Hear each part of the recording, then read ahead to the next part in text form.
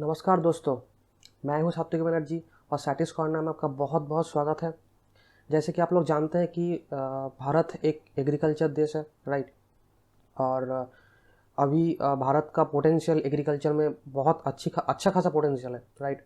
और भारत का आप ये एक डेटा देख लो कि 50% से ज़्यादा, काफ़ी ज़्यादा वर्क फोर्स, ये पॉपुलेशन एग्रीकल्चर से डायरेक्टली इनडायरेक्टली जुड़ा हुआ है। तो आप समझ सकते हो कि एग्रीकल्चर हम लोगों का देश में कितना इम्पैक्ट होता है, क्यों इसको एग्रीकल्चरल कंट्री बोला जाता है, राइट।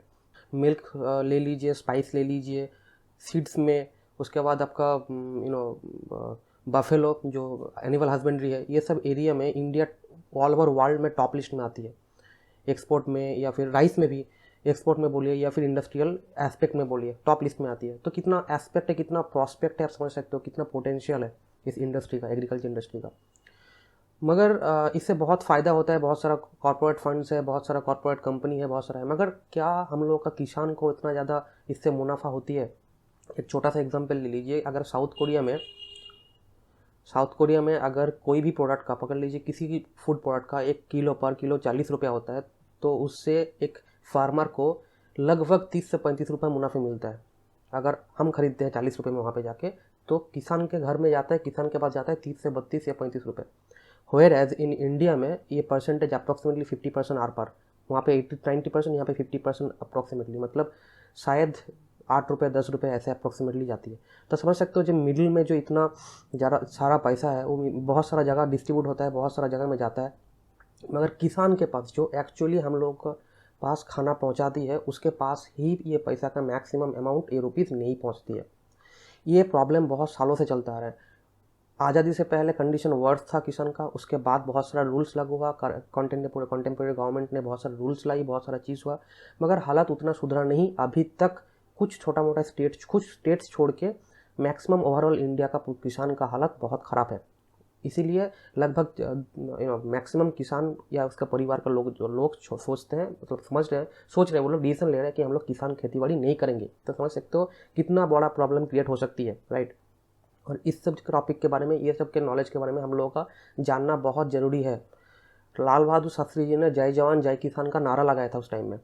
उनके मतलब आप समझ सकते हो कितना इम्पोर्टेंट है। किसान हम लोगों को खाना देते हैं और जवान हम लोगों को सुरक्षा। तो ये दो एस्पेक्ट इंडिया का नींव है, वजूद है। उसमें से किसान को उतना मुनाफा नहीं मिलता है। बहुत सारा गवर्नमेंट ने बहुत बार कोशिश किया, हालात सेम है। करेंटली 2020 में मोदी गवर्नमेंट ने तीन बिल पास किया। ये 3 बिल किसान के लिए था, किसान के हित में था, ये गवर्नमेंट का क्लेम है।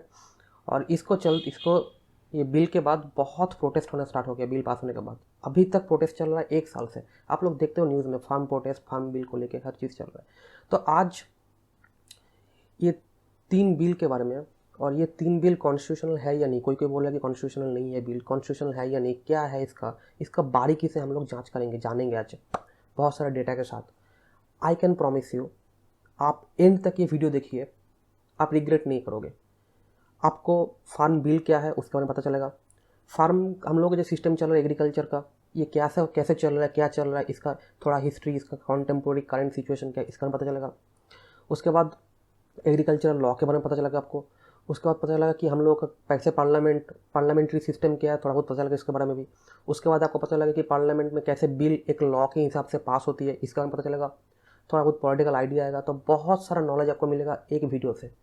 थोड़ा सा लॉन्ग होगा, मगर आप दिल थाम के बैठिए, आप कॉन्सेंट्रेशनली वॉच कीजिए वीडियो को। आई कैन प्रॉमिस यू, आप रिग्रेट नहीं करोगे, आपको बहुत नॉलेज मिलेगा।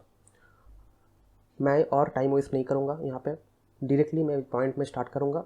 तो चलिए हम लोग जानते हैं कि ये 3 जो बिल पास हुआ है सितंबर 2020 में, ये 3 bill, farm bill actually constitutional है या अनकॉन्स्टिट्यूशनल है, मतलब संविधान के अनुसार किया गया है या संविधान के खिलाफ है। ये जानना बहुत ज़रूरी है, क्योंकि बहुत सारा इसके ऊपर भी क्वेश्चंस आ रही है, बहुत सारा जगह लिखा भी गया है आर्टिकल में, बहुत सारा डॉक्यूमेंट्रीज भी निकला हुआ है। सो ये जानना जरूरी है। तो हम लोग आज कोशिश करेंगे जानने के लिए ये 3 बिल जो है ये कॉन्स्टिट्यूशनल है या नहीं है, राइट। तो अगर कोई भी बिल, कोई भी लॉ ये कॉन्स्टिट्यूशनल है या नहीं, इसको जानने का 2 पैरामीटर है। सबसे फर्स्ट पैरामीटर है कि इसका कंटेंट को देखिए, कि इसका कंटेंट में ऐसा कुछ लिखा हुआ है जो कॉन्स्टिट्यूशन के खिलाफ है, कॉन्स्टिट्यूशन का कुछ पॉइंट्स के खिलाफ है। या फिर दूसरा पॉइंट है कि ये जो बिल, ये जो एक्ट, कैसे पारित हुआ है, कैसे प्रोसेस हुआ है, कैसे प्रोसीड हुआ है, कैसे पास हुआ है, ये जो प्रोसेस है ये प्रोसेस कॉन्स्टिट्यूशनल है या नहीं, ये अनकॉन्स्टिट्यूशनल होगा तो ये बिल भी अनकॉन्स्टिट्यूशनल हो जाएगा, राइट है। तो 2 पॉइंट को हम लोग को देखना है। तो सबसे पहले हम लोग देखेंगे कि ये किसका कंटेंट क्या है, 3 बिल का कंटेंट। अगर इस 3 बिल का कंटेंट में अगर आप जाओगे तो 3 बिल का कंटेंट में जो खुद पढ़ा हूँ, बहुत सारा स्टडी किया उसके बारे में, बहुत मेहनत किया उसके बारे में, सीरियसली बोल रहा हूँ। तो सबसे फर्स्ट पॉइंट जो एज पर इंडियन कॉन्स्टिट्यूशन सेज कि किसी का भी बेसिक राइट, ह्यूमन राइट्स जो है, बेसिक राइट्स, ये वायलेट नहीं होना चाहिए एज पर आर्टिकल 13। तो मुझे लगा कि इससे तो बेसिक राइट तो वायलेट नहीं हुआ है, मुझे लगता है। आप लोग बिल को पढ़ोगे तो पता चलेगा आप लोगों को as we go further. Second point है कि इसका कॉन्स्टिट्यूशन का जो बेसिक स्ट्रक्चर है वो क्या इससे हिल सकता है, उससे क्या ये अफेक्ट हो सकता है। जैसे कि कॉन्स्टिट्यूशन का अमेंडमेंट, हम लोग का संविधान का अमेंडमेंट, इसमें चेंजेस बहुत बार आई है, मगर इसका जो बेसिक नींव है, जिसका बेसिक जो भीत जिसको बोलते हैं हम लोग, वजूद जिसको बोलते हैं, क्या ये हिल गया है, ये क्या हिल सकता है कोई भी बिल से? अगर हो जाएगा, ऐसा हो जाएगा तो ऐसे सिचुएशन में ये कॉन्स्टिट्यूशनल नहीं है। तो ये बिल भी ऐसा नहीं है कि इसका कॉन्स्टिट्यूशन को हिला दे, इसका बेसिक नींव को हिला दे, राइट। थर्ड पॉइंट है कि स्टेट लेजिस्लेशन पावर को ये वायलेट करता है या नहीं। मतलब हम लोग का देखिए, हम लोग का इंडिया जो है, इंडिया एक फेडरल स्ट्रक्चर कंट्री है, ठीक है। फेडरल स्ट्रक्चर मतलब क्या होता है कि सेंट्रल के पास अपना पावर है, हर स्टेट का, जितना भी स्टेट है हम लोगों का, हर स्टेट के पास अपना अपना पावर होती है, अपना अपना रूल बना सकती है, अपना अपना कानून बना सकती है, सेंट्रल अपना कानून बना सकती है, ठीक है। सो ये कॉन्स्टिट्यूशन में लिखा गया है कि स्टेट लेजिस्लेशन पावर वायलेट नहीं होना चाहिए। इस बिल में स्टेट लेजिस्लेशन पावर वायलेट हुआ है या नहीं ये हम लोग जानेंगे, ठीक है। ये थर्ड पॉइंट है, राइट।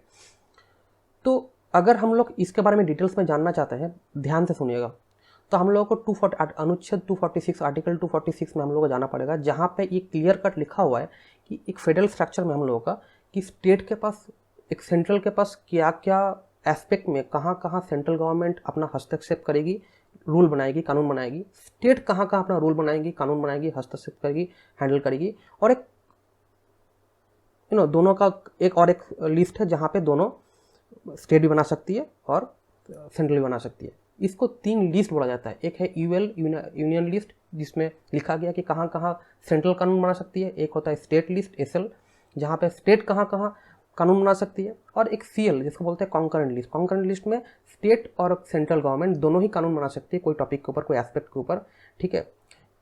इसके ऊपर दोनों में कॉन्फ्लिक्ट, कॉन्ट्राडिक्शन ना हो तो बोला गया है कि अगर दोनों में ऐसा कॉन्ट्राडिक्शन आ गया कि दोनों सेंट्रल गवर्नमेंट, स्टेट गवर्नमेंट दोनों ही एक टॉपिक के ऊपर कानून बना रहे हैं, तो इस सिचुएशन में सेंट्रल गवर्नमेंट ने जो कानून बनाया गया है उसका प्रावधान ज़्यादा होगी, प्राइमरीली उसको ज़्यादा प्राइमरी महत्व दिया जाएगा, सब्जेक्ट टू बोला गया है, ठीक है।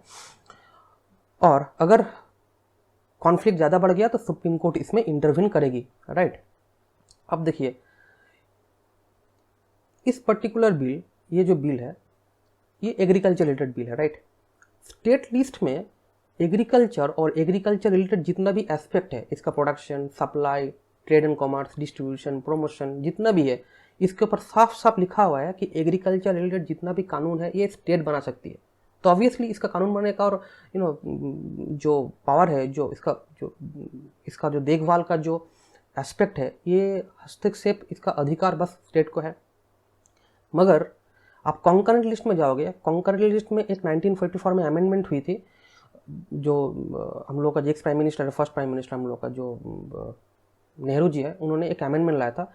इस अमेंडमेंट के हिसाब से अगर एंट्री 33 देखोगे कॉन्करेंट लिस्ट में, वहाँ पे कॉन्करेंट लिस्ट में हर जगह सेम कि सेंट्रल कहाँ कहाँ कानून, कोई भी प्रोडक्शन के ऊपर, कोई भी सप्लाई के ऊपर, कोई भी प्रमोशन के ऊपर, कोई भी डिस्ट्रीब्यूशन, ट्रेड एंड कॉमर्स के ऊपर कहाँ कहाँ कानून बना सकती है, ये भी कॉन्करेंट लिस्ट में लिखा हुआ है, जहाँ पे एग्रीकल्चर भी मेंशन किया हुआ है।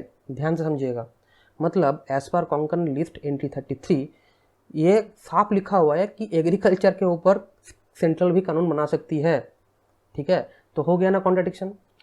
ये कॉन्ट्रडिक्शन को हटाने के लिए, जैसे मैं पहले थोड़ी देर पहले बोला कि वहाँ पे लिखा हुआ है कि जब स्टेट लिस्ट में ये कानून, ये लिस्ट डिसाइड कर रहे थे, स्टेट लिस्ट में लिखा हुआ था कि एग्रीकल्चर के ऊपर कानून स्टेट बना सकती है, वहाँ पे लिखा हुआ है कि subject to the 33 point number of concurrent list, मतलब कॉन्करेंट लिस्ट को ज़्यादा प्रावधान दिया जाएगा।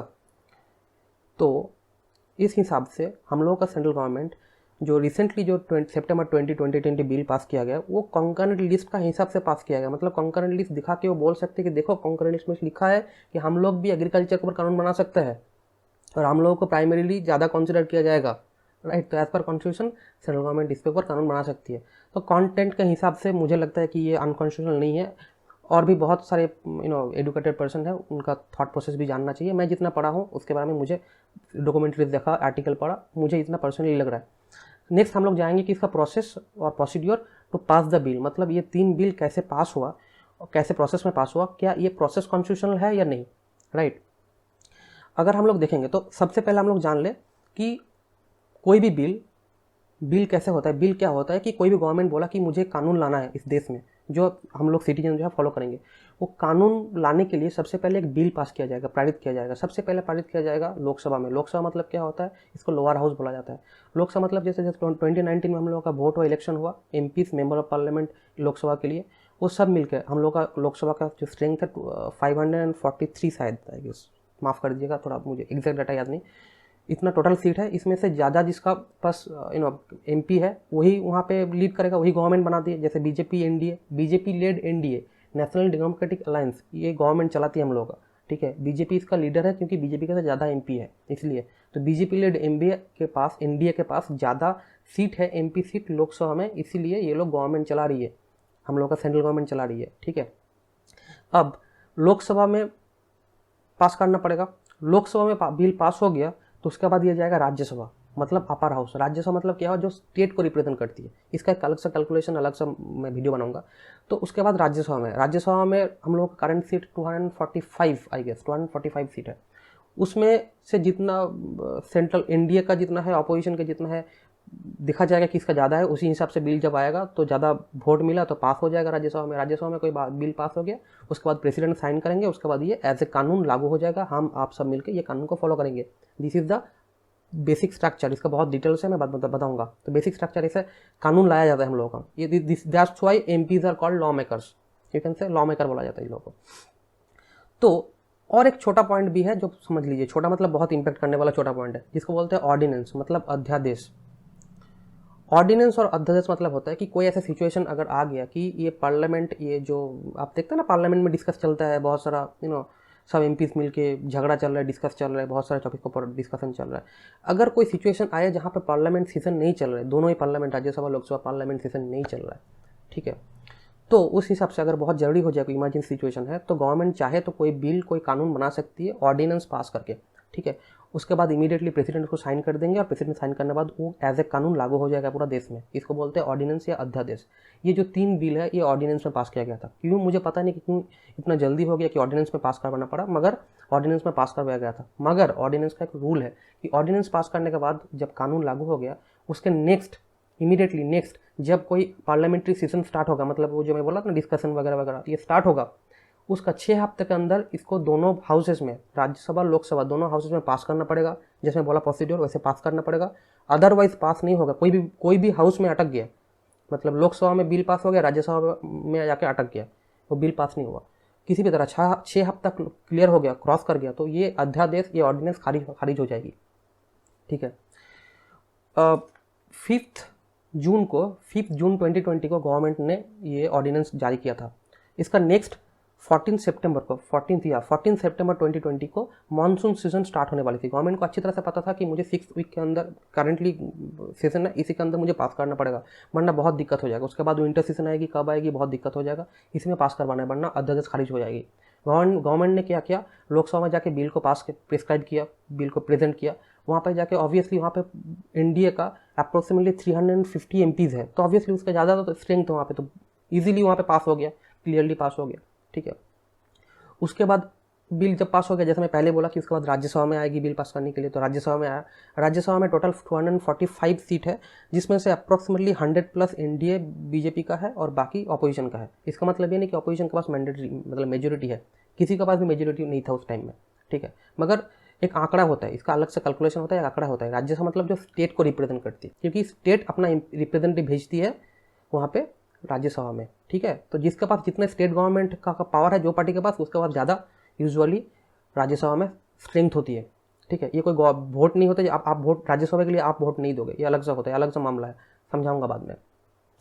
तो राज्यसभा में बिल गया, ठीक है, 20 सितंबर 2020 में राज्यसभा में वो बिल गया, प्रिस्क्राइब हुआ, अब पास करना है। अपोजिशन हमेशा ये बोलते आ रहा है पहले से ही कि ये बिल किसान का हित का विरुद्ध है, किसान का हित में नहीं है, और गवर्नमेंट बोलता है कि this is the perfect time, India is developing, India का एग्रीकल्चर सेक्टर का प्रॉस्पेक्ट बहुत बढ़ रहा है, पोटेंशियल बढ़ रहा है, इंटरनेशनल कंपटीशन बढ़ रहा है, इस टाइम में ये बिल को लाना बहुत जरूरी है, बिल बहुत परफेक्टली फाइन है किसान का अपलिफ्टमेंट के लिए, किसान का प्रॉफिट बढ़ाने के लिए, ये गवर्नमेंट का मानना है। अपोजिशन बोलता है कि नहीं, ये नहीं है, बहुत सारा प्रॉब्लम चल रहा है, इसलिए बहुत प्रोटेस्ट चल रहा है, प्रोटेस्ट के बारे में बाद में आऊँगा।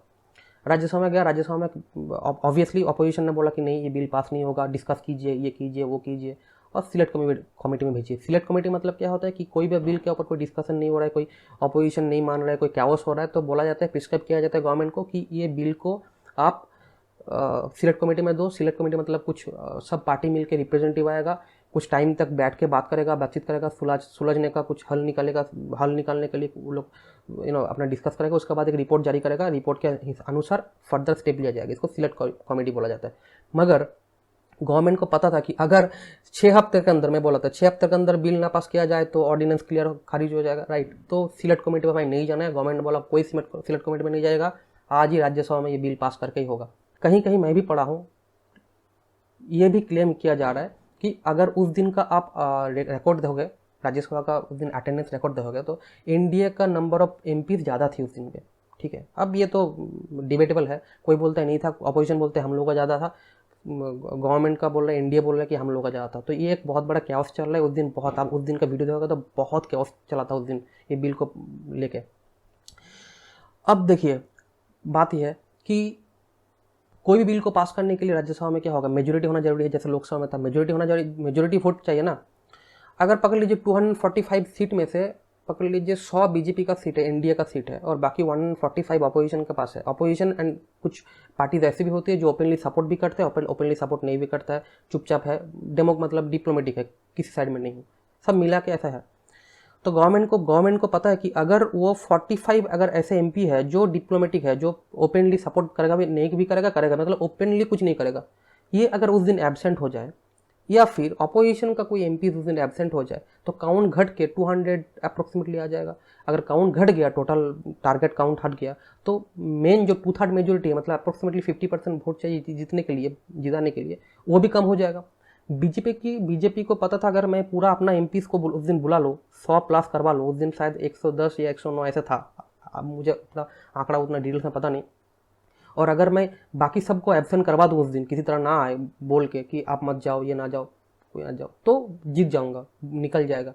उस दिन बहुत सारा डिप्लोमेटिक एमपीज जो ना इस साइड में ना उस साइड में एब्सेंट था, बीजेडी से बोलिए, शिवसेना से बोलिए, बहुत सारा पार्टीज ऐसे, एनसीपी है, बहुत सारा ऐसा पार्टीज है जिससे उस दिन एब्सेंट था, इसलिए वो वोट काउंट कम हो गया था, टारगेट काउंट, ठीक है। अब कैसे पास होती है, देखिए क्या होता है ना कि अगर आपको पता है कि आपके पास ज़्यादा सीट है, तो आप सीना चौड़ा करके घूमोगे वहाँ पे कि मेरे पास तो सीट ज़्यादा है, मेरे पास तो वोट ज़्यादा है, मैं देख सकता हूँ मेरे पास वोट ज़्यादा है, क्या टेंशन है। अगर आपके पास कोई सीट ज़्यादा नहीं है, आपके पास ज़्यादा वोट नहीं है, तो आपको टेंशन होगा, ये मैं मानता हूँ, ठीक है, एथिकली दिस इज़ ट्रू।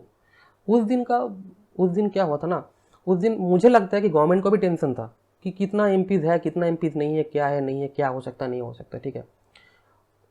खतरनाक प्रोटेस्ट चल रहा है, सब अपना अपना सीट से उड़ गया, अपोजिशन लोग सिलेक्ट कमेटी में नहीं गया, गवर्नमेंट को बोला गया कि आप रुक जाओ, नेक्स्ट दिन इसके ऊपर डिस्कशन होगा, गवर्नमेंट ने बोला कि नहीं, नेक्स्ट दिन डिस्कशन नहीं होगा, चेयरमैन ने बोला नेक्स्ट दिन डिस्कशन नहीं होगा, आज ही खत्म करो, किसी भी तरह उस दिन पास करवाना था। बहुत प्रोटेस्ट चल रहा है कि उस दिन क्या होता, वॉइस वोट मतलब क्या होता है, वॉइस वोट मतलब होता है कि पकड़ लीजिए 200 एमपी टोटल है, ठीक है, 100 एमपी चाहिए, जो टोटल सपोर्ट चाहिए कि ये बिल पास हो जाए, 100 प्लस 50% ज़्यादा, 2/3 मेजोरिटी चाहिए बिल पास करने के लिए।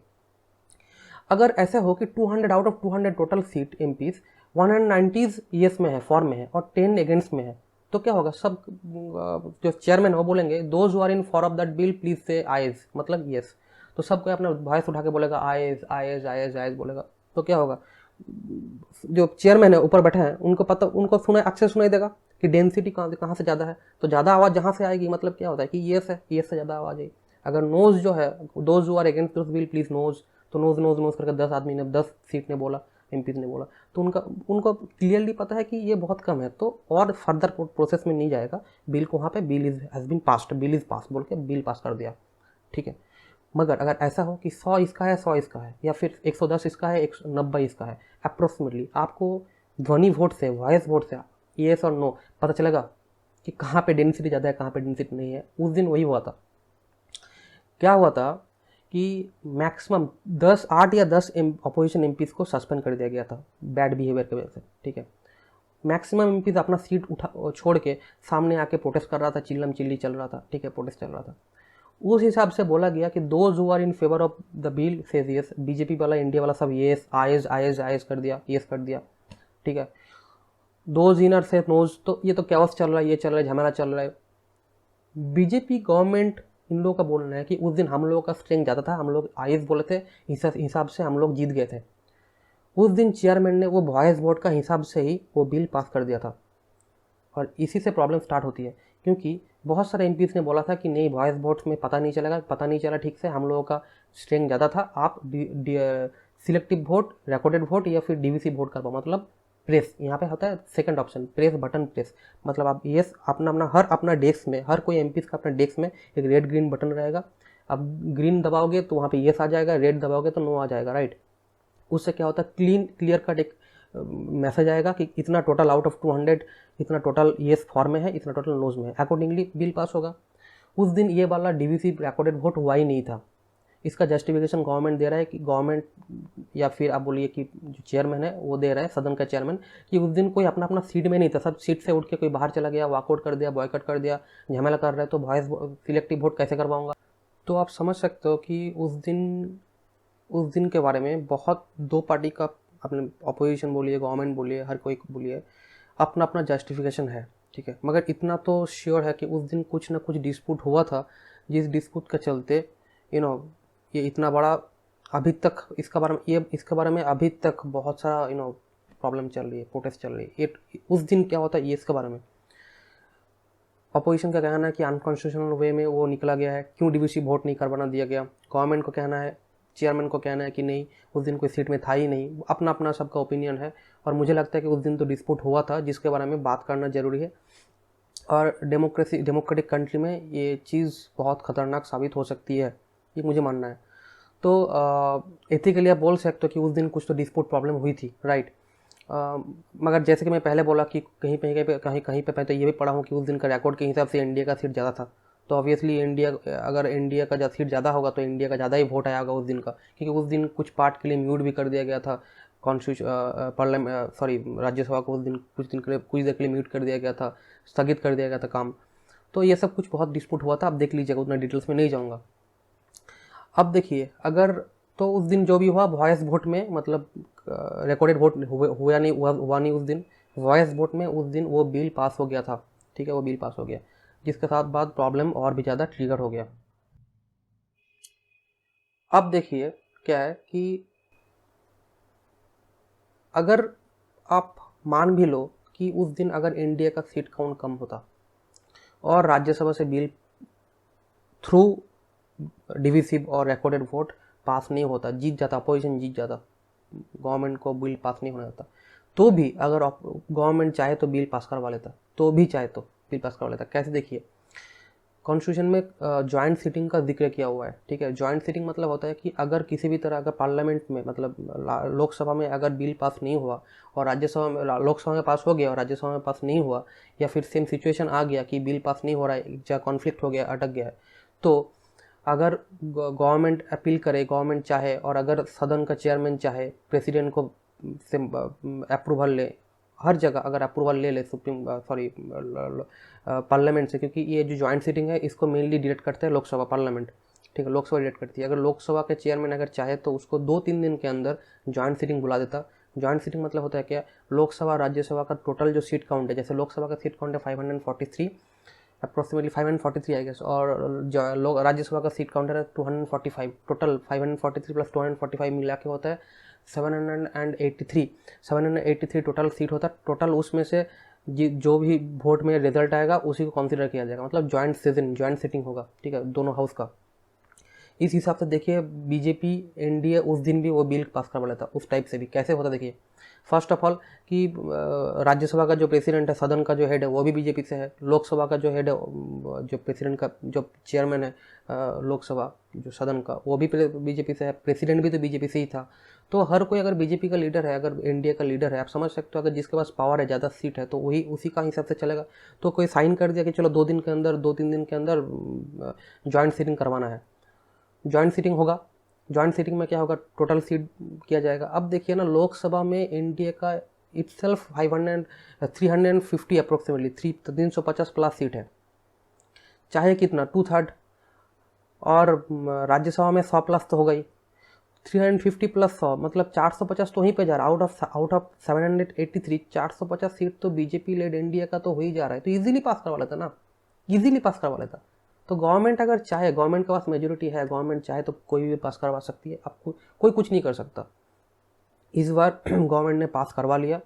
कॉन्स्टिट्यूशनल है या नहीं है ये आप समझिए, मैं जितना हो सकता है बता दिया आपको डिटेल्स में। अब हम लोग चलते हैं डायरेक्टली 3 बिल के ऊपर, 3 बिल को बारीकी से जांच करते हैं और बहुत सारा नॉलेज मिलेगा इससे, राइट। तो जो फर्स्ट बिल है, farmers produce and trade and commerce, farmers produce trade and commerce, ये बिल का नाम है, ब्रैकेट में promotion and facilitation, 2020।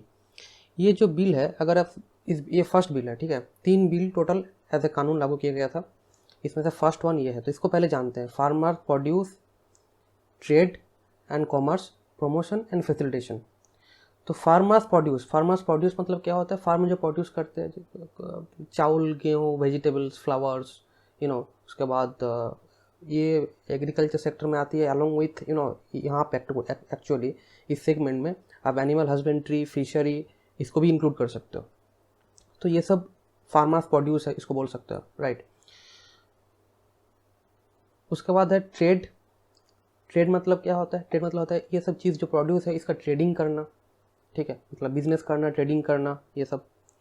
And commerce मतलब ट्रेड एंड कॉमर्स, बिजनेस करना, इसको फर्दर सेल करना, इसको बोला जाता है। ये बिल का जो मेन पॉइंट है, मैं पहले बता दूँ कि लाइन बाय लाइन इसका लिटरल मीनिंग क्या है। और ब्रैकेट में प्रमोशन फैसिलिटेशन लिखा है। प्रमोशन फैसिलिटेशन मतलब होता क्या है कि कैसे प्रमोट करोगे आप, हाउ यू प्रमोट, इसका फैसिलिटेशन क्या होता है, इससे क्या होगा, फार्मर का क्या क्या फैसिलिटी मिलेगा, ये सब के बारे में ये मेनली बिल है, ठीक है। और ये बिल का जो फ्यू मेन पॉइंट्स है, मतलब वही पॉइंट्स ही है मगर फ्यू मेन पॉइंट्स बता सकता हूँ, इसके बारे में हम लोग एक के बाद एक बारीकी से जानेंगे, ठीक है। तो अगर आप इस बिल का फर्स्ट मेन प्रोविजन देखोगे, ये बिल का फर्स्ट पॉइंट बताती है कि trade areas outside of APMC, trade areas outside of APMC. APMC का मतलब फुल फॉर्म होता है agriculture produce and market committee. अब देखिए ये फर्स्ट पॉइंट बहुत गौर से सुनिएगा, ये फर्स्ट पॉइंट को मतलब ये फर्स्ट पॉइंट किससे रिलेटेड है, ट्रेड आउटसाइड एपीएमसी। तो सबसे पहले जानना पड़ेगा कि एपीएमसी क्या है, जिसके बाहर हम लोग फार्मर ट्रेड कर सकते हैं। तो एपीएमसी क्या है सबसे पहले जानते हैं। एपीएम का फुल फॉर्म ने बता दिया, एग्रीकल्चर प्रोड्यूस मार्केट कमेटी, ठीक है। इसका हिस्ट्री और इसके बारे में जानते हैं थोड़ा। आज़ादी से पहले किसान का हालत बहुत ख़राब था, ठीक है। क्या होता था कि कोई किसान बहुत गरीब है, ठीक है, गरीब किसान है, वो क्या करता था कि फसल उगाना है, तो फसल उगाने के लिए बीज चाहिए, बहुत सारा पेस्टिसाइड्स वगैरह वगैरह बहुत चीज़ चाहिए, राइट। उसके लिए पैसा चाहिए, तो उसके पास तो पैसा है नहीं। वो क्या करेगा कि साहूकार के पास या कोई ज़मींदार के पास जाएगा पैसा लेने के लिए, उधार लेने के लिए। जाके वो कैश उधार लेगा, बहुत हाई रेट में, मंथली 5%, 6%, 10%, बहुत हाईली रेट में, इंटरेस्ट में वो उधार लेता था, ठीक है। उधार लेने के बाद जब से उधार लिया तब से उसका स्टार्ट हो गया, जैसे EMI बैंक EMI होता है, ठीक है। आप जब उसका कैश ले लिया उसी दिन से उसका स्टार्ट हो गया, वैसे टाइप का आप उस दिन पैसा ले लिया फार्मर, उसी दिन से स्टार्ट हो गया उसकी EMI, मतलब सॉरी उसका इंटरेस्ट, हाई इंटरेस्ट। वो फार्मर गया बेचारा, जाके पूरा सब कुछ खरीद के अपना ये फसल उगाया। फसल जब फसल हो गया, बोने का टाइम है, उसके बाद हो गया, बो लिया, उसके बाद वो जाके अब रेडी है बेचने के लिए, ठीक है। तब वहाँ पे साहूकार जमींदार जाके पहुँच गया, जाके बोल रहा है कि देखो तुम्हारा इतना इतना भाई पैसा हुआ है, अब हिसाब करो। अब देखा जाता था इतना पैसा हो गया उन लोगों का, इतना पैसा मतलब समझ सकते हो कि मैक्सिमम टाइम तो ज़्यादा ही हो जाता था, ठीक है। तो कभी उसका ज़मीन हड़प लिया, अगर ज़मीन है नहीं है तो फसल ले लिया, तो बोला कि यहीं पे दे दो जमल, तो किसान के पास कुछ रहता नहीं था, हालात बहुत ख़राब हो गया था। आप समझ लो कि कभी कभी अगर कोई बारिश हो गया, बाढ़ आ गया, फैमिन हो गया, इस टाइम में तो क्या होगा, इस टाइम में तो फसल भी नहीं होगा, तो और भी ख़राब होता था, मतलब घर ज़मीन सब कुछ ले लेना, तो बहुत क्या था। आप लोग सबको पता है ना कि ज़मींदारी साहूकारी सिस्टम उस टाइम में क्या चलता था, ठीक है। तो इसका हालत, किसान का हालत इतना ख़राब था, आप सोच नहीं पाओगे। उसके बाद आज़ादी के बाद बहुत सारा रूल्स लागू होना स्टार्ट कर दिया, बहुत सारा रूल्स है, एग्रीकल्चर में बहुत रूल आया। किसान को बचाने के लिए एपीएमसी का रूल लाया गया, कानून लाया गया, और इसमें बोला गया कोई भी किसान अपना पहला फसल, या फिर आप बोल सकते हो किसान अपना फसल किसी को भी नहीं बेच सकता, उसको एपीएमसी में जाके ही बेचना पड़ेगा। एपीएमसी मतलब एक मंडी होता है, ठीक है, जहाँ पे बहुत सारा होलसेलर बैठा रहता है, वहाँ पे जाके बोली लगाया जाएगा। किसान अपना घर से जाएगा, ट्रैक्टर लेके, वैन लेके, बोरी में लेके जाएगा, और जाके उस होलसेलर में जिसके पास ज़्यादा रेट होगा बोली लगाएगा, उसको बेच देगा। इसको बोलते हैं एपीएमसी मंडी, ठीक है। ये एपीएमसी मंडी स्टेट गवर्नमेंट ऑर्गेनाइज रजिस्टर्ड होता है, ठीक है, ये वहाँ पे ऑर्गेनाइज होता है। एपीएमसी में ये गवर्नमेंट ऑर्गेनाइजेशंस है, यहाँ पे जाके ही किसान बेच सकता है, राइट। इससे क्या हुआ, इसका पॉजिटिव पॉइंट क्या हुआ कि कोई भी ऐरा गैरा नत्थो गैरा जाके किसान से खरीद नहीं सकता, क्योंकि अगर कोई खरीदेगा, लिखा हुआ है एक्ट में कि ये कानूनी जुर्म है, पनिशेबल एक्ट है। सो थोड़ा बहुत कम हुआ, शोषण कम हुआ किसान के ऊपर, तब से चलता रहा है। एपीएमसी का और भी फैसिलिटी था कि एपीएमसी में जाके आप सॉइल टेस्टिंग करवा सकते हो, बहुत सारा इन्फॉर्मेशन मिलेगा आपको, एक जगह में बहुत सारा एक काइंड ऑफ एक बहुत सारा ऑप्शंस भी मिलेगा आपको एपीएमसी में जाके, कि बहुत सारा होलसेलर है, जाके होलसेलर में जाके बेच दो आप, ठीक है। एपीएमसी का दूसरा एक पॉइंट था, बहुत इंपॉर्टेंट पॉइंट है, कि एपीएमसी में किसान डायरेक्टली जाके बेच नहीं सकता, किसी मिडिल मैन को पकड़ना पड़ेगा, इसको आप कमीशन एजेंट बोल सकते हो, जो 2.5 से 3% लेगा, और किसान से वो सामान लेके कोई होलसेलर को बेच देगा, राइट। तो क्या होता है कि किसान को किसी कमीशन एजेंट का थ्रू में जाके ही बेचना पड़ेगा, वो सब लाइसेंस होता है, कमीशन एजेंट के पास लाइसेंस होता है, जिसको आड़तिया बोल सकते हो आप, या फिर मिडिलमैन बोल सकते हो आप। कोई ये प्रोटेस्ट जो चल रहा है इसको मिडिलमैन प्रोटेस्ट बोलता है, राइट। अब प्रॉब्लम क्या हुई कि जिस किसान का शोषण के लिए, किसान को बचाने के लिए एपीएमसी का कॉन्सेप्ट लाया गया, ठीक है, यहाँ पे जाके एक दूसरा प्रॉब्लम शुरू हो गया, एक कार्टेल टाइप का शुरू हो गया। मतलब क्या हो रहा है कि अगर पकड़ लीजिए कोई, जितना भी होलसेलर है और जितना भी मिडिलमैन है, सब अपने में ये बना लिया, अपना में एक कॉन्टैक्ट बना लिया, अपना में एक एक खुद में एक साठगांठ कर लिया कि भाई आज गेहूँ 10 रुपये के किलो के ज़्यादा नहीं बेच देंगे, कोई भी किसान आ जाए। तो कोई भी किसान आए, उसको कोई भी मिडिलमैन के पास जाए, कोई भी होलसेलर के पास जाए, वो 10 रुपये से ज़्यादा वो कोई लेगा नहीं उससे। तो किसान को क्या लगेगा कि भाई चलो अब इतना दूर आ गए हैं, अब चलो किसी भी तरह 10 रुपये में जाके दे दो। अब उसका बेचारा का 7 रुपये तो खर्चा ही हो गया है, 3 रुपया प्रॉफिट में लेके किसान चला गया। ये जो कार्टेल है, ये कार्टेल बहुत खतरनाक है, क्योंकि ये मोनोपोली है, क्योंकि किसान एपीएमसी छोड़ के और कहीं पे बेच नहीं सकता, ये रूल में लिखा हुआ है, ठीक है। अब प्रॉब्लम हुई कि किसान एक इस कार्टेल में फंस गया, तो जिस शोषण को बचाने के लिए एपीएमसी रूल लाया गया था, यहाँ पे आकर दूसरा टाइप का प्रॉब्लम स्टार्ट होगी एपीएमसी में। इसका बहुत बड़ा नेगेटिव पॉइंट है, ठीक है। और ये जो आपका जो मिडिलमैन होता है, ये जो आड़ती होता है, ये बहुत बड़ा घर का होता है, इसका बहुत पॉलिटिकल होल्डिंग होता है, इन लोगों का बहुत पॉलिटिकल पार्टी से बिलोंग करते हैं लोग, वो एरिया में ये अपना राज चलता है इन लोगों का, ठीक है। तो वो एपीएमसी में इन लोगों का ही राज चलता है, हर कोई, आप समझ सकते हो ना सिचुएशंस क्या हो सकता है वहाँ पे जाके किसान का नहीं चलेगा उतना, ठीक है। अब देखिए क्या होता है कि बहुत सारा पॉजिटिव पॉइंट भी है कि उन लोगों का, किसान को बहुत हेल्प मिलता है, किसान डायरेक्टली उन लोगों से हेल्प लगता है, किसान उन लोगों को हेल्प से किसान बेच सकता है, उतना हेडेक नहीं लेना पड़ता किसान को। मगर बहुत सारा नेगेटिव पॉइंट भी है कि किसान बहुत लिमिटेड, इन लोगों के किसान का अपॉर्चुनिटी बहुत लिमिटेड हो जाता है कि एपीएमसी में बेचो, मिडिलमैन से ही बेचो, राइट। मिडिलमैन चले, मिडिलमैन तो हर जगह रहता है, मिडिलमैन का तो छोड़ ही दोगा, एपीएम से ही बेचना पड़ेगा, ये बहुत बड़ा एक लिमिटेशन है। अब देखिए ये जो नया बिल आया, ये नया बिल में एपीएमसी और में एक रूल था, एपीएमसी का और एक रूल था कि आप अपना स्टेट के बाहर दूसरे एपीएमसी में बेच नहीं सकते। आपका जो लोकल एपीएमसी है उस एपीएमसी रजिस्टर्ड एपीएमसी में बेच सकते हो। अगर ऐसा पकड़ लीजिए, ऐसा हो आपका कि आप कोई डिस्ट्रिक्ट का, कोई स्टेट का, पकड़ लीजिए कोई स्टेट का बॉर्डर एरिया में रहते हो, बॉर्डर क्रॉस करोगे, वहाँ पे एक दूसरा एपीएमसी है दूसरे स्टेट का, वहाँ पे ज़्यादा रेट मिल रहा है, आप जा नहीं पाओगे, आपको उसी स्टेट में जाके ही अपना खुद के स्टेट के एपीएमसी में माल बेचना पड़ेगा। अब दूसरे स्टेट में जाके एपीएमसी में माल बेच नहीं सकता है, even if they are paying a lot, they are paying comparatively more. ये बहुत सारा वहाँ पे लिमिटेशंस था। जो नया रूल आया कि ट्रेड एरियाज आउटसाइड एपीएमसी, ये रूल बोल रहा है कि नया बिल में ये लिखा हुआ है कि किसान अब चाहे तो कहीं पे भी किसी को भी बेच सकता है, कोई एपीएमसी का बाउंडेंसी नहीं है, इनफैक्ट अदर स्टेट में जाके बेच सकता है। कि अब नया रूल बोल रहे कि किसान का कोई बाउंडेंसी नहीं है, कोई भी एपीएमसी में जाए कहीं पे बेच दे, कोई फर्क नहीं पड़ता, ठीक है।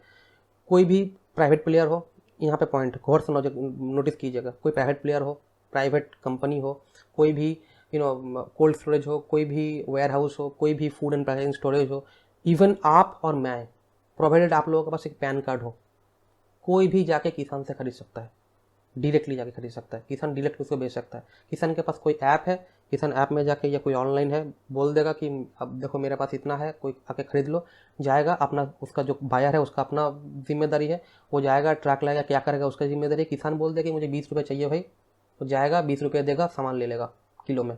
किसान इस बार इसमें बार्गेनिंग पावर किसान के पास चल गया, बहुत बड़ा पॉइंट है। तो किसान का प्रॉफिट होने का चांसेस, किसान का जो प्रॉफिट होने का चांस है बहुत बढ़ गया। एपीएमसी में उसको वो मोनोपोली चल रहा है, वो 10 रुपये ज़्यादा दे नहीं रहा है, हालांकि किसान का 7 रुपया खर्चा ही आ गया। किसान बोला कि मुझे 15 से 20 रुपये एटलीस्ट चाहिए। किसान वहाँ पे जाके प्राइवेट प्लेयर लोगों के साथ अपना बार्गेन कर सकता है कि भैया 20 रुपये से ज़्यादा दूंगा ही नहीं, कम दूंगा ही नहीं। तो किसान का पकड़ लीजिए 50% से ज़्यादा प्रॉफिट बढ़ने का पॉसिबिलिटीज हो गया यहाँ पे। तो ये एक बहुत बड़ा पॉजिटिव पॉइंट भी है। तो ये बिल का ये जो रूल है एपीएमसी, ये एपीएमसी इंट्रोड्यूस जिस हिसाब से हुआ था उसका उल्टा हो गया, बहुत प्रॉब्लम हो गया। तो अब इससे उलझने के लिए, इससे सुधार लाने के लिए ये नया रूल लाया गया कि एपीएमसी के बाहर आप बेच सकते हो, कोई भी किसान बेच सकता है, दूसरे स्टेट में बेच सकता है, ठीक है। और कि आप ऑनलाइन ट्रेडिंग कर सकते हो, मतलब अगर आप कोई भी किसान अगर बाहर बेच सकता है एपीएमसी के बाहर, कोई भी बाहर एपीएमसी में बेच सकता है, तो डेफिनेटली वो ऑनलाइन ट्रेडिंग कर सकते हैं। ऑनलाइन ट्रेडिंग मतलब आप हर चीज़ आप लोग ऑनलाइन खरीदते हो, तो बाल्क में B2B भी कर सकते हैं वो लोग। कोई किसी से किसी को कोई बड़ा कंपनी बेंगलोर बेस्ड का बड़ा फूड कंपनी बोल दिया कि भाई आपसे खरीदना है, तो किसान के साथ डायरेक्टली वो ऑनलाइन थ्रू में कॉन्टैक्ट कर लिया और किसान उसको बेच दिया सामान। किसान का प्रॉफिट ही प्रॉफिट है, बहुत ज़्यादा प्रॉफिट है, कोई बाउंडेंसी नहीं रहा, राइट। एपीएमसी में किसान ना बेचते बेचते कार्टेल भी छोड़ देना, इतना खर्चा हो जाता है, मतलब इतना टैक्सेस लगता है, बहुत सारा टैक्सेस लेके किसान का उतना ज़्यादा पैसा बचता भी नहीं है। ये भी एक बहुत बड़ा पॉइंट है। तो एपीएमसी का एक मोनोपोली चलता है, ये मोनोपोली से बाहर भी आ गया, ठीक है। एक कॉम्पिटिटिव मार्केट होना जरूरी है। मोनोपोली मार्केट में उतना ज़्यादा हर चीज़ खराब हो जाता है, तो अगर कॉम्पिटिटिव मार्केट आ जाए तो बहुत अच्छा है ना। तो कॉम्पिटिटिव मार्केट लाने का कोशिश किया गया है इस बिल के तहत में, ठीक है। यहाँ पे और एक पॉइंट है कि नो टैक्सेस बाय स्टेट्स, मतलब एपीएमसी स्टेट टैक्स के अंडर आती है। इस बिल में बोला गया है, पहले बोला गया था, फर्स्ट टाइम जब निकला गया था तो बोला गया था कि वो प्राइवेट प्लेयर पे कोई टैक्स नहीं लगेगा। तो इससे हल्ला शुरू हो गया कि एपीएमसी में टैक्स लग रहा है, प्राइवेट प्लेयर में टैक्स नहीं लग रहा है, तो क्या होगा, एपीएमसी खत्म हो जाएगा। क्योंकि हर कोई तो किसान, हर कोई तो एपीएमसी जाएगा ही नहीं, क्योंकि अगर नो टैक्स में प्राइवेट प्लेयर काम कर रहा है तो ऑब्वियसली वहाँ पे किसान को ज़्यादा पैसे मिलेगा, प्रॉफिट ज़्यादा होगा, सब चीज़ एज पर ज़्यादा मिलेगा। तो गवर्नमेंट ने ये प्रपोज किया है, ये एश्योरेंस दिया है कि हम लोग इसमें अमेंडमेंट लाएंगे और अभी जितना टैक्स इसमें लगता है एपीएमसी में, उतना ही टैक्स इसमें भी लागू होगा प्राइवेट प्लेयर पे। ये बहुत बड़ा पॉइंट है, ये गवर्नमेंट ने एश्योरेंस दिया है। उसके बाद जो नेक्स्ट पॉइंट है कि नो टैक्सेस पे तो बोल दिया, डिस्प्यूट सेटलमेंट और एक बहुत बड़ा पॉइंट है, इसी बिल के अंदर तहत आती है डिस्प्यूट सेटलमेंट। इस बिल के अंदर बोला जाता है कि बिल में बोला गया है कि डिस्प्यूट सेटलमेंट क्या होगा, अगर पकड़ लीजिए फार्मर के साथ जो प्राइवेट प्लेयर है जो खरीदेगा फार्मर से, अगर उन दोनों के बीच में कोई डिस्ट्रैक्ट प्रॉब्लम स्टार्ट हो गया, वो लोग तो बहुत बड़ा बड़ा कॉर्पोरेट हाउस है, सब लोग बहुत बड़ा बड़ा वकील है, फार्मर तो गरीब है, क्या होगा। तो फार्मर के साथ इस डिस्प्यूट सेटलमेंट में बोला गया है कि अगर कोई डिस्प्यूट हो, झमेला हो, तो फार्मर, देखिए यहाँ पे ना कॉन्ट्रैक्ट फार्मिंग का बात आता है, जो मैं नेक्स्ट बताऊंगा, नेक्स्ट बिल में आऊँगा, उसमें और डिटेल्स में पता चलेगा, ये डिस्प्यूट वाला पार्ट और डिटेल्स में पता चलेगा। मगर यहाँ पे थोड़ा सा एक बेसिक से समझ लीजिए, वहाँ पे भी डिस्प्यूट वाला है उस बिल में भी, नेक्स्ट वाला बिल में, इसमें समझ लीजिए तो उसमें और अच्छा समझ में आ जाएगा। डिस्प्यूट सेटलमेंट में क्या गलत बोला गया है कि अगर कोई डिस्प्यूट हो दो पार्टी में तो सबसे पहले एसडीएम सब डिविजनल मजिस्ट्रेट जो है वो दोनों पार्टी को बुलाएगा, प्राइवेट प्लेयर को और किसान का पार्टी को बुलाएगा। दोनों के बीच में कॉन्सिलेशन होगा कि दोनों के बीच में सॉल्व कर ले। अगर कोई सॉल्यूशन निकल जाता है तो एक एमओएस मेमोरेंडम एग्रीमेंट एक साइन किया जाएगा, उसके बाद अपना अपना घर जाओ भाई, ठीक है। और अगर वहाँ पे सेटलमेंट नहीं हुआ तो नेक्स्ट एसडीएम जो जुडिशियल मजिस्ट्रेट है, सब डिविजनल मजिस्ट्रेट है, वो खुद अपना हाथ में वो केस ले लेगा। 30 दिन के अंदर उसको रिपोर्ट देना है, मतलब एक रिजल्ट देना है। अगर वहाँ से भी कोई भी पार्टी खुश नहीं हो तो उसके बाद वो लोग कलेक्टर, डिस्ट्रिक्ट कलेक्टर के पास जा सकती है। डिस्ट्रिक्ट कलेक्टर या डिस्ट्रिक्ट कलेक्टर जिसको अपॉइंट करेगा वो बंदा, वो जो ऑफिसर जो है, वो दोनों मिला के, कोई मिला के दोनों वो लोग अपना हिसाब से वो देखेंगे और 30 दिन के अंदर उनको रिपोर्ट देना है सबमिट करने की, किसका प्रॉब्लम है, डिस्प्यूट सेटलमेंट करना है, ठीक है। यहाँ तक ये बिल में लिखा गया है। मगर इसके ऊपर भी झमेला शुरू हो गया कि अगर ये लोग तो बहुत बड़ा बड़ा प्लेयर है, अगर आप जुडिशियल, यहाँ पे बोला गया है बिल में कि आप जुडिशियरी को इंक्लूड नहीं कर सकते, मतलब किसान चाहे तो जुडिशियरी तक नहीं जा सकता था, बिल में लिखा हुआ था। क्योंकि गवर्नमेंट का कहना है कि जुडिशियरी में जाकर बहुत टाइम टेकिंग है, बहुत प्रॉब्लमेटिक है, जो भी करना है ये अपना डिस्ट्रिक्ट का कलेक्टर स्टेट लेवल में निपटा लो फटाफट। मगर इसका बहुत प्रॉब्लम हो सकता है ना, अगर जुडिशरी अगर इंक्लूड नहीं करोगे आप तो फ्रीडम कहाँ रहेगा। क्योंकि एसडीएम, डिस्ट्रिक्ट कलेक्टर, ये ब्यूरोक्रेसी, यहाँ पे बहुत चांसेस है कि यहाँ पे करप्शन आ सकता है। स्टेट से बाहर पावर चला गया है, अभी सेंट्रल हैंडल कर रहा है, तो क्या होगा ना, तभी स्टेट भी इसमें बहुत ज़्यादा प्रॉब्लम कर सकता है, फार्मर का बहुत प्रॉब्लम हो सकता है। तो प्रोटेस्ट के बाद गवर्नमेंट ने एश्योरेंस दिया कि यहाँ पे मैं हाई कोर्ट लेवल तक जुडिशियरी को इंक्लूड करूंगा, मतलब कोई भी फार्मर या कोई भी प्राइवेट प्लेयर अगर चाहे कि डिस्प्यूट सेटलमेंट नहीं हो रहा है ये 3 स्टेज में, ठीक है, तो हम लोग डिस्ट्रिक्ट स्टेट से ऊपर उठ के जुडिशियल में हाई कोर्ट में जाके अप्लाई कर सकते हैं, वहाँ पे जाके, ये बात समझ लीजिए आप, ठीक है। तो ये हो गया क्या क्या लिखा हुआ है एक्ट में। उसके बाद इसका कुछ पॉजिटिव साइड और नेगेटिव साइड में पढ़ लेता हूँ। पॉजिटिव साइड के फार्मर कैन सेल एनीवेयर, जैसे मैं बोला कि फार्मर कहीं भी बेच सकता है, ये बहुत बड़ा पॉजिटिव है। कॉम्पिटिटिव मार्केट आएगा, कॉम्पिटिटिव मार्केट आने से क्या होगा कि प्रॉफिटेबिलिटी बढ़ने का बहुत चांसेस है, क्योंकि बार्गेन पावर अब फार्मर से आ जाएगा, डायरेक्टली शिफ्ट एपीएमसी और मिडिलमैन से होलसेलर से शिफ्ट होके वो डायरेक्टली आ जाएगा इसके पास, फार्मर के पास, ठीक है। सेकंड है कॉम्पिटिटिव मार्केट, तो मैं बोला वन नेशन वन मार्केट, बहुत बड़ा पॉइंट है, वन नेशन वन मार्केट। अगर देश है तो मार्केट एक होगा, एक देश एक मार्केट होगा, तो कॉस्ट वेरिएशन बहुत कम होगा। कॉस्ट वेरिएशन फार्मर को भी एक डिसीजन लेने में बहुत सुविधा होगी, और जो कंज्यूमर है उसको भी एक जेनेरिक रेट में भी माल मिलने का बहुत चांसेस मिलेगा। वन नेशन वन मार्केट में सुविधा ये भी बहुत है कि आप आप अपना हिसाब से आप अपना प्लानिंग कर सकते हो हर चीज़ का।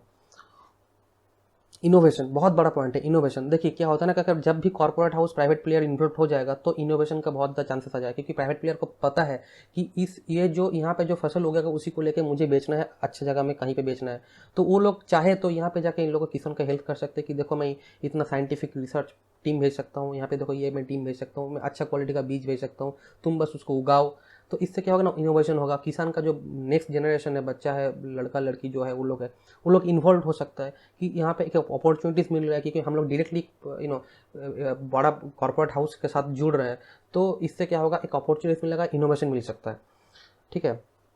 उसके बाद potential of high income, definitely farmer का इससे बहुत पोटेंशियल हो सकता है इनकम होने का, अगर ठीक ठाक अप्लाई किया जाए तो, ठीक है। इसका कुछ नेगेटिव पॉइंट भी है कि देखिए, जैसे मैं बोला कि अगर प्राइवेट प्लेयर का पहले बोला गया था कि प्राइवेट प्लेयर में टैक्स नहीं लगाएगा, एपीएमसी में जो टैक्स लग रहा है, तो इस हालांकि ये तो हटा दिया गया, तो ये नेगेटिव पॉइंट रहा नहीं। सेकंड है लैक ऑफ जुडिशरी इम्पैक्ट, ठीक है।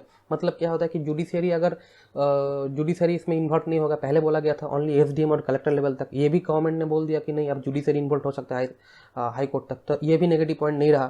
थर्ड एक बहुत बड़ा पॉइंट है कि नो पेपर रजिस्ट्रेशन, मतलब अगर किसी के पास एक पैन कार्ड है वो जाके किसान से डायरेक्टली खरीद सकता है। पहले क्या होता था ना, एपीएमसी में जाके ही बेचना पड़ सकता था और कोई दूसरा कोई खरीद नहीं सकता था। नया रूल में क्या बोल रहा है कि कोई भी एपीएमसी के बाहर कोई भी खरीद सकता है। एपीएमसी में तो बेच सकता है किसान, और किसी को बेच सकता है, मुझे बेच सकता है, आपको बेच सकता है, हाँ, बस प्रोवाइडेड कि आपके पास, मेरे पास पैन कार्ड होना चाहिए। मगर सब कोई बोल रहा है कि ये बहुत गलत है, बट ओनली एक पैन कार्ड का भी एक ओनली डॉक्यूमेंट नहीं हो सकता, फोर्ज भी हो सकता है, नकली भी हो सकता है। कोई माल लेके भाग गया पेशेंट, इसका पास, फार्मर के पास कोई डॉक्यूमेंटेशन प्रॉपर चैनल नहीं रहेगा, तो गवर्नमेंट ने बोला कि चलो ठीक है, अगर इसमें भी प्रोटेस्ट आ रहा है तो मैं एक प्रॉपर रजिस्ट्रेशन प्रोसेस लाऊंगा, एक रजिस्ट्रेशन प्रोसेस, एक प्रॉपर ओरिएंटेशन रेगुलेशन लाने का, अमेंडमेंट लाने का वादा किया है गवर्नमेंट ने। ठीक है, तो ये तो हो गया फर्स्ट जो बिल है।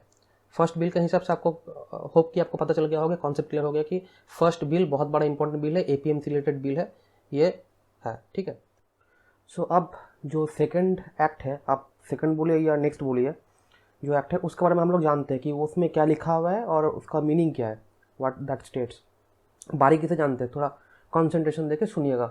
सो सेकंड स्टेट का जो स्टेटमेंट है, आई मीन द स्टेटमेंट, अगर आप 1 to 1 स्टेटमेंट, डिटेल स्टेटमेंट सुनेंगे तो उसमें लिखा हुआ है the farmers agreement on price assurance and farm services act 2020।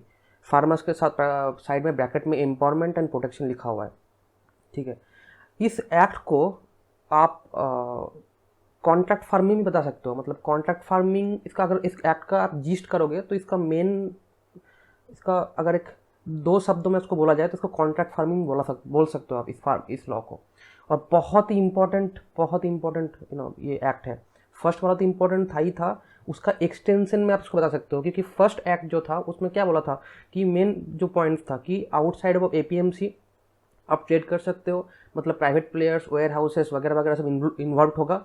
ठीक है, मतलब प्राइवेट कॉर्पोरेट हाउसेस को इन्वॉल्व करने का वहाँ पे व्यवधान दिया गया है, अपॉर्चुनिटी दिया गया है। अब सेकंड एक्ट में बोला गया है कि कॉन्ट्रैक्ट फार्मिंग मतलब क्या होता है कि जो प्राइवेट प्लेयर्स है, जो थर्ड पार्टीज है, जो अदर्स है अदर देन एपीएमसी, जो जो पार्टीज है, उसके साथ फार्मर का कॉन्टैक्ट होगा। ऐसे ही तो कोई बेच नहीं सकता, मतलब कॉन्टैक्ट कर सकता है, कॉन्टैक्ट फार्मिंग ऐसे बता सकता है। हम लोग डिटेल्स में जानेंगे इसके बारे में, राइट। सो बेसिकली ये जो सेकेंडरी, इसको कॉन्टैक्ट फार्मिंग बता सकते हो। अगर इसका line by line literal meaning समझने की कोशिश करो थोड़ा सा, तो देखिए क्या बोलते हैं कि इसका 2 पार्ट है, farmer empowerment and farmer protection.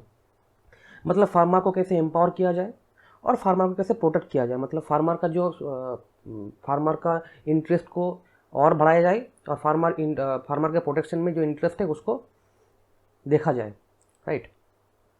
अब ये जो बिल है, इस बिल का बहुत सारा लेयर्स है, मतलब बहुत सारा पॉइंट्स है। एक एक करके पॉइंट हम लोग समझेंगे तो बहुत डिटेल्स में, बहुत अच्छी तरह से हम लोग समझ पाएंगे। सबसे फर्स्ट पॉइंट क्या है इस बिल का, वो होता है एग्रीमेंट। एग्रीमेंट मतलब फार्मर के साथ जो प्राइवेट प्लेयर है या कॉर्पोरेट हाउसेस है या फिर जो थर्ड पार्टी जो बाकी सब जो वेंडर्स है, उसके साथ इसका एग्रीमेंट। एग्रीमेंट किस चीज़ के ऊपर होगा? एग्रीमेंट होगा प्राइस के ऊपर, और दूसरा होगा फार्म सर्विसेज के ऊपर। प्राइस के ऊपर मतलब क्या होता है कि जैसे आपको नॉर्मली तो पता ही होगा कि कितना प्राइस में आप लोगे, कॉन्ट्रैक्ट कर लो भाई, अभी से कॉन्ट्रैक्ट कर लो कितना प्राइस में लेना होगा। और दूसरा क्या है कि फार्म सर्विसेज, मतलब apart from pricing farm services हो सकता है। जैसे बीज कहाँ से आप उसके पास आप कॉर्पोरेट से ही बीज ले सकते हो, या फिर बीज क्या होगा, या फिर और क्या क्या सर्विस मिलेगा। जैसे वहाँ पे आप खेत पेस्टिसाइड्स बोलिए, उसके बाद साइंटिफिक इनोवेशन अगर करोगे तो वो लोग स्पेशलिस्ट भेज सकता है। बहुत टाइप का सर्विसेज, फार्म का जो सर्विसेज होता है वो सर्विसेज में भी और प्राइसिंग, ये दोनों में कॉन्टैक्ट होगा। एक कॉन्टैक्ट पेपर रहेगा, मैं डिटेल्स में आऊँगा। तो समझ लीजिए basic agreement on everything regarding the agriculture produce, marketing, sales, अब जो भी बता सकते हो। उसके साथ जो थर्ड पार्टी का वेंडर का जो एग्रीमेंट है प्राइसिंग और मेनली सर्विस के ऊपर, उसको बोला जाता है first point, that is called agreement. Second है पीरियड, कब तक ये एग्रीमेंट, ये कॉन्ट्रैक्ट रहेगी।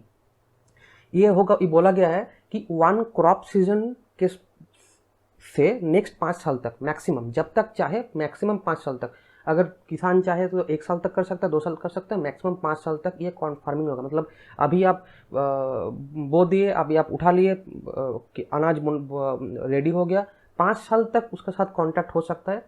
जब से स्टार्ट करोगे आप, वो क्रॉप सीजन का जब स्टार्ट होगा तब से 5 साल तक, मतलब 1 क्रॉप सीजन, उसके बाद से नेक्स्ट 5 साल तक मैक्सिमम।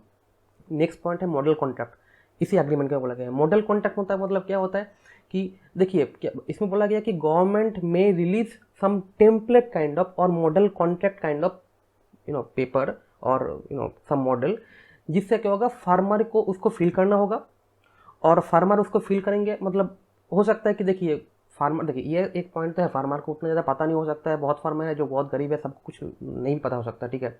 और अगर किसी को पता भी हो तो बहुत कॉम्प्लिकेटेड हो सकता है। आपको पता है ना, गवर्नमेंट वर्क में बहुत कॉम्प्लिकेशन होता है, ये सब होता है। गवर्नमेंट ने स्टेट किया है इस रूल के इस बिल के तहत कि गवर्नमेंट में रिलीज सम टेम्पलेट और मॉडल कॉन्ट्रैक्ट, और इससे क्या होगा, फार्मर को बहुत ईजियर हो जाएगा कि नेसेसरी फील्ड्स को फिल करने के लिए, ठीक है। उसके बाद जो पॉइंट है कि फोर्थ पॉइंट है price fixing mechanism. Price fixing mechanism बहुत इंपॉर्टेंट पॉइंट है, गौर से सुनिएगा। इसमें बोला गया है कि प्राइवेट प्लेयर या फिर आप नॉर्मली वेंडर पकड़ लो, वेंडर के साथ फार्मर का कॉन्ट्रैक्ट होगा, कॉन्ट्रैक्ट में प्राइसिंग फिक्स होगा, ठीक है। एग्रीमेंट में वो तो एग्रीमेंट है, प्राइसिंग फिक्स होगा। प्राइसिंग में कुछ टाइप का प्राइसिंग रहेगा, फिक्स प्राइसिंग हो सकता है, फ्लोटिंग प्राइसेस हो सकता है। मतलब अगर फार्मर चाहे या दोनों में दो पार्टी में डिसाइड हुआ कि देखो भाई अभी 20 रुपया किलो हम लोग आपके साथ डिसाइड हो गया, इसके बाद दाम मार्केट में बढ़ोतरी हो घटोतरी हो कुछ भी हो, कोई मुझे नहीं सुनना है, आप 6 महीने बाद आके जब क्रॉप लेके जाओगे तो आपको 20 रुपया किलो के हिसाब से मुझे देना पड़ेगा, ये फार्मर बोल दिया, जो आपका वेंडर है उसके साथ डिसाइड हो गया, ठीक है। ये हो सकता है एक फिक्स्ड। तो इससे क्या होगा, फार्मर के पास एक कॉन्फिडेंस रहेगा कि देखो भाई जो भी हो जाए मुझे तो इतना प्राइस मिलना ही मिलना है। सो फार्मर का उतना टेंशन नहीं होगा, ये एक पॉइंट है। दूसरा पॉइंट ये हो सकता है फ्लोटिंग।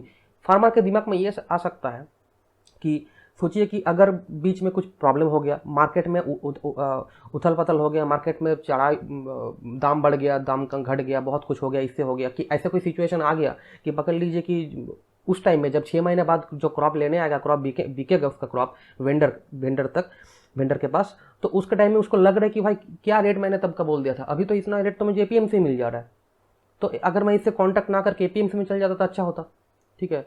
अब तो फंस गया, कॉन्ट्रैक्ट साइन कर दिया हूँ। ऐसा ना हो तो भी ऑप्शन दिया गया है कि फार्मर चाहे तो उसको फ्लोटिंग कर सकता है कि अभी जितना है, जब उस टाइम में जितना मार्केट रहेगा उसी हिसाब से या उससे ज़्यादा हम लोग रेट करेंगे। एक फिक्स प्राइस रहेगा कि इतना जो बेस प्राइस है, इतना बेस प्राइस फिक्स कर दो कि 20 रुपये पर किलो तो होगा ही, अगर रेट बड़ा या कमा होगा तो इस हिसाब से ये 20 रुपये से 24 रुपये 25 रुपये 30 रुपये हो सकता है, 20 रुपये से नीचे नहीं हो सकता। इतना फ्लेक्सिबिलिटी फार्मर्स को दिया जाएगा इस पॉइंट के तहत, आप समझ सकते हो, ठीक है। तो इसको बोलता है कि प्राइस फिक्सिंग कम नहीं होगा, जितना भी फिक्स प्राइस फिक्स किया जाएगा उससे कम नहीं होगा 6 महीने 1 साल के बाद जब वेंडर लेने आएगा क्रॉप्स। बढ़ सकता है, कम नहीं हो सकता। सो मतलब क्या होता है कि किसान के पास, फार्मर के पास एक अपॉर्चुनिटी रहेगा, मतलब एक वो लोग फियरलेसली डील कर सकता है, राइट। उसके बाद एक पॉइंट है डिलीवरी एंड पेमेंट मैकेनिज्म। ये भी एक बहुत बड़ा पॉइंट है, डिलीवरी एंड पेमेंट मैकेनिज्म। इसमें क्या होता है देखिए ना कि गवर्नमेंट प्रोसीजर में बहुत टाइम लगता है, राइट। अब देखिए ये बिल में साफ साफ लिखा हुआ है कि जब वेंडर क्रॉप लेने आएगा उसी दिन, जिस दिन डिलीवरी होगा उस दिन पेमेंट करो, उसी दिन पेमेंट करो, ऑन हैंड पेमेंट हो जाना चाहिए। अगर कोई प्रोसीड्यूरल प्रॉब्लम हो रहा है या फिर बैंक का बंद है, स्ट्राइक है, कुछ भी हो, तो नेक्स्ट जिस दिन खुलेगा उस दिन तक आपको टाइम दिया जाएगा। शायद 3 दिन तक टाइम दिया गया है, शायद ये कुछ 1-2 दिन या 3 दिन का टाइम दिया गया मैक्सिमम टाइम तक। वो भी रिटेन में देना पड़ेगा कि अभी इतना अमाउंट ड्यू है फार्मर के लिए, तो 3 दिन बाद ये बाकी पेमेंट कर दिया जाएगा। तो ये है आपका जो डिलीवरी वाला, ठीक है, डिलीवरी एंड पेमेंट वाला ऑप्शन।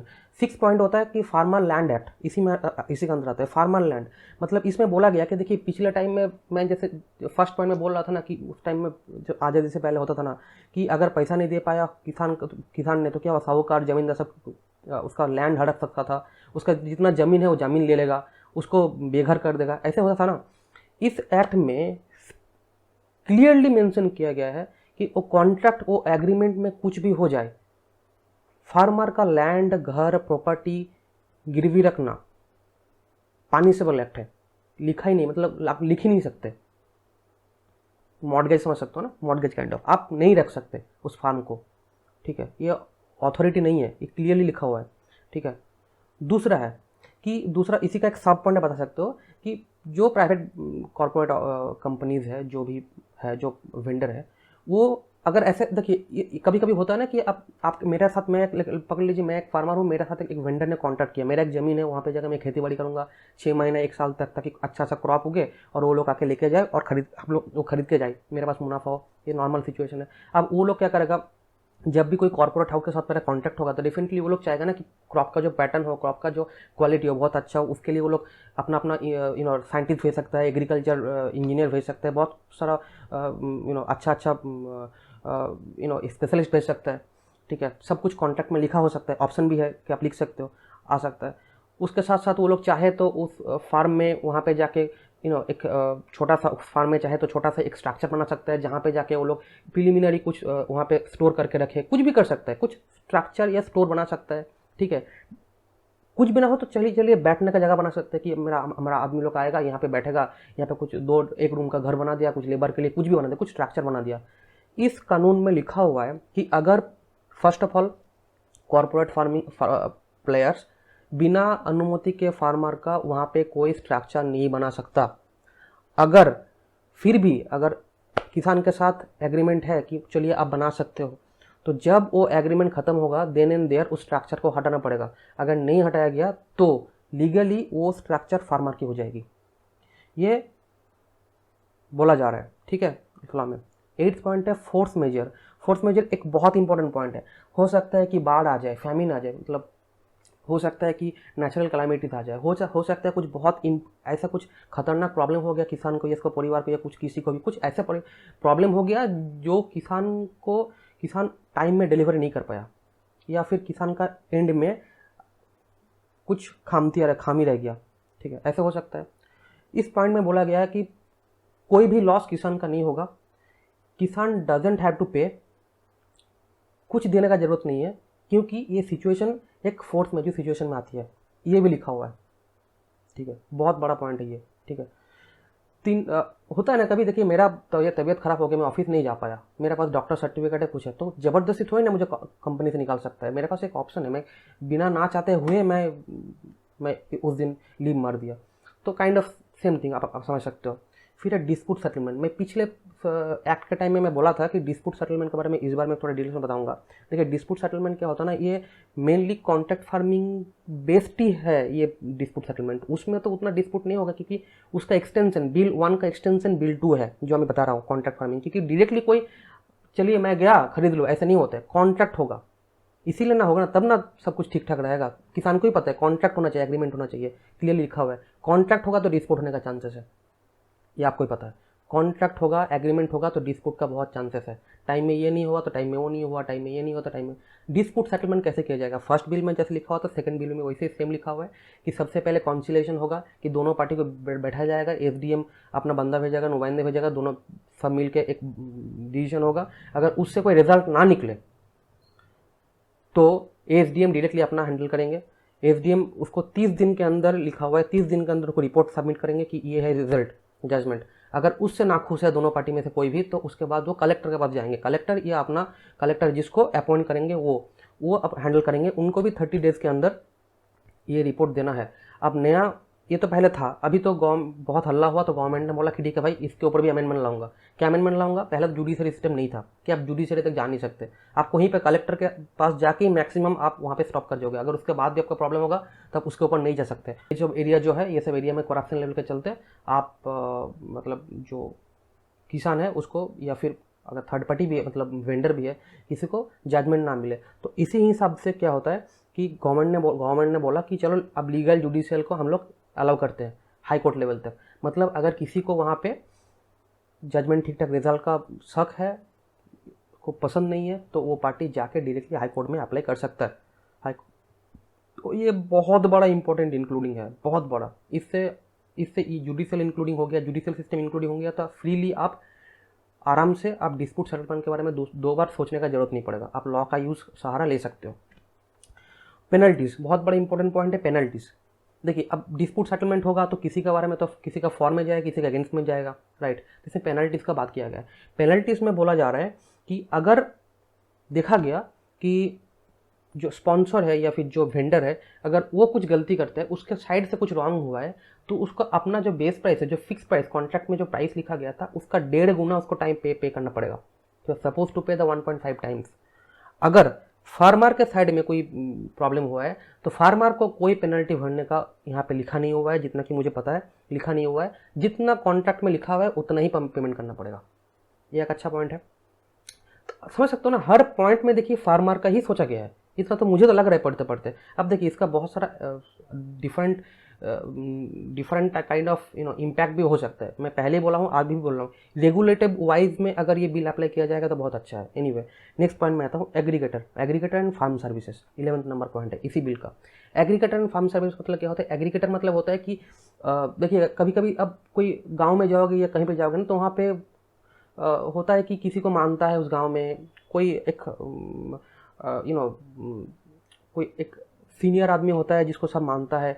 अब फार्मर चाहे तो पकड़ लीजिए 2-3 गांव है, फार्मर चाहे तो कोई बंदा को, कोई आदमी को या किसी को भी, ठीक है, अपना एक एग्रीकल्चर बना सकता है। वो कॉन्ट्रैक्ट फार्मिंग में लिख सकता है कि देखिए दिस इज द एग्रीकल्चर, ये एग्रीकल्चर ही इसको इंक्लूड कर सकता है, जो कि एक्चुअली हेल्प करेगा फार्मर का, डील करेगा। अगर फार्मर को कुछ प्रॉब्लम हो रहा है, डिस्प्यूट सेटलमेंट में हर जगह दिक्कत हो रहा है, तो वो सबको इकट्ठा करेगा। एक kind of cooperative kind of आप समझ सकते हो, और एक यूनियन काइंड ऑफ हो जाएगा। इससे फार्मर का और स्ट्रेंथ, फार्मर का जो स्ट्रेंथ है और बढ़ेगा, कि फार्मर अपना एक ग्रुप बना सकते हैं। कि देखिए क्या होता है कि कभी कभी ऐसा हो सकता है कि एक गांव में 20 किसान है या फिर 30 किसान है, ठीक है, किसान परिवार है, किसान है। तो कोई बड़ा कंपनी आया, पकड़ लीजिए कोई वॉलमार्ट आया या कोई बड़ा कंपनी है, फूड कंपनी है, फ्रेश हो, बड़ा कंपनी आया, वो आके बोला कि देखो यहाँ पे 20 किसान है, सबको इस बार मुझे बहुत एप्पल चाहिए, या फिर इस बार मुझे बहुत ऑरेंज चाहिए, अच्छा क्वालिटी ऑरेंज चाहिए। आप लोग सब मिलके, अपना अपना खेती है आपका, सबका ज़मीन है, आप ऑरेंज उगाओ। जितना सपोर्ट हम लोग देंगे, जितना बीज आप हम लोग देंगे, जितना होगा हम लोग देंगे, सब कुछ देंगे, आप उगाओ। हम लोग साइंटिस्ट भेजेंगे, एग्रीकल्चर स्पेशलिस्ट भेजेंगे, सब कुछ डील करेंगे, क्योंकि हम लोग को अपना इंटरेस्ट देखना है, तो हम लोग सब कुछ भेजेंगे, आप लोग उगाओ। तो सब पूरा गांव में जाके वो लोग गांव को इकट्ठा कर लिया, और गांव वाला क्या करेगा, अपना जो एग्रीकल्चर फिक्स किया है सबके साथ मीटिंग करेगा और साइन करेगा कॉन्ट्रैक्ट में, सब चीज़ लिखा रहेगा। तो क्या एक इकट्ठा रहेगा, कोऑपरेटिव काइंड ऑफ। इसका एग्जाम्पल एक अमूल का एग्जाम्पल बहुत अच्छा है। गुजरात में अमूल का एक बहुत एग्जाम्पल है। इसके बारे में मैं डिटेल्स बता सकता हूँ, क्योंकि ये बहुत इंटरेस्टिंग टॉपिक है, मगर उतना टाइम नहीं है, बहुत लेंदी हो जाएगा वीडियो। वहाँ पे कोऑपरेटिव काइंड ऑफ एक सिस्टम बनाया गया है, जिससे बहुत प्रॉफिट भी हुआ है। वहाँ का फार्मर्स भी बहुत, मतलब जो अमूल जो अपना अपना हर किसी के पास गाय है, भैंस है, उन लोगों का भी बहुत प्रॉफिट भी हुआ है। अब इसका कुछ पॉजिटिव साइड है, कुछ नेगेटिव साइड डेफिनेटली है। नेगेटिव साइड मैं आ रहा हूँ, पहले पॉजिटिव साइड बता दूँ। पॉजिटिव साइड ऑब्वियसली है, कॉन्ट्रैक्ट फार्मिंग से बहुत हाई इनकम होने का चांसेस है। क्यों है? देखिए, अगर मुझे कोई आके बोला कि मैं पेन मैन्युफैक्चर करता हूँ, अगर कोई स्कूल आके बोला कि देखो मेरा स्कूल है, यहाँ पे बच्चा है, मेरा स्कूल का बच्चा है, मेरे स्कूल का पेन ही खरीदेगा, तो स्कूल पेन के ऊपर मेरा नाम लिख के, हम लोग स्कूल का नाम लिख के आप 10,000 पीस पेन मैन्युफैक्चर करो और हम लोग मुझे 1 महीने के अंदर दे के जाओ। तो ये कितना अच्छा है, सोचिए, मेरे बिजनेस के लिए, कि मुझे पता है कि मेरे पास एक डील आया, मेरे पास एक बिजनेस आया, मैं उसको एक बिजनेस टाइप का सोचूंगा कि मेरे पास एक बिजनेस आया, मुझे पता है कि इससे हाई इनकम होगा, मैं बार्गेन कर सकता हूँ, और मेरे पास इससे एक अपॉर्चुनिटी आएगा कि इसको मैं नेक्स्ट टाइम में किसी को शो कर सकूँ। देखिए ऑलरेडी इतना अमाउंट का बिजनेस में कर चुका हूँ, प्लस मुझे एक्सपीरियंस होगा, प्लस क्या होगा ना, एक आप समझ सकते हो इसको, एक बिजनेस काइंड ऑफ, एक corporate business kind of structure में डाल सकते हो। अगेन प्रोवाइडेड अच्छा वेल टाइप से रेगुलेटेड किया हो तो, वरना तो हर चीज़ में फेलियर हो जाएगा अगर रेगुलेटेड नहीं है। आप कुछ कितना भी लॉ कानून लाओ, हर चीज़ फेलियर हो सकता है। इस पॉइंट में मैं बहुत अच्छी तरह से बता रहा हूँ आपको कि अगर एक वेल रेगुलेटेड वे में इसको अप्लाई किया जाए तो इसका पॉजिटिव साइड बहुत अच्छा है कि आपको कॉन्ट्रैक्ट मिल जाएगा, आपको डील मिल जाएगा। उसके बाद आ जाएगा कि क्रॉप पैटर्न भी चेंज होगा। मैं फर्स्ट टाइम बोला था कि अगर कॉन्ट्रैक्ट फार्मिंग होता है तो मुझे आज बोला कि आप तुम्हारे पास पेन मैन्युफैक्चरिंग है, पेन मैन्युफैक्चरिंग कर रहे हो, ठीक है देके जाओ। 2 दिन बाद बोला कि ठीक है तुम तो पेन करते हो ना, चलो अब तुम रिफिल करो, रिफिल मैन्युफैक्चर करो, कर सकते हो? मैं बोला हाँ भाई क्यों नहीं कर सकते, तो मुझे 1 लाख पीस रिफिल दे दो। तो इससे क्या होगा, मुझे पेन के साथ साथ रिफिल का भी हो जाएगा, तो मुझे पैटर्न चेंज करने का ऑप्शन मिल गया। वैसे किसान को भी ऑप्शन मिल जाएगा, कभी एप्पल कर रहे, राइस और गेहूँ, ये दोनों के साइड में भी तो बहुत सारा क्रॉप्स है ना, खाली राइस और गेहूँ ही हम लोग प्रोड्यूस करते रहेंगे, ऐसा तो बात नहीं है। फ्लावर कर सकते हो, जिसमें प्रॉफिट है वो कर सकते हैं हम लोग, ठीक है। उसके बाद फार्म प्रोड्यूस ऑर्गेनाइजेशन एक पॉइंट है जो मैं पिछले बार में बोल रहा था।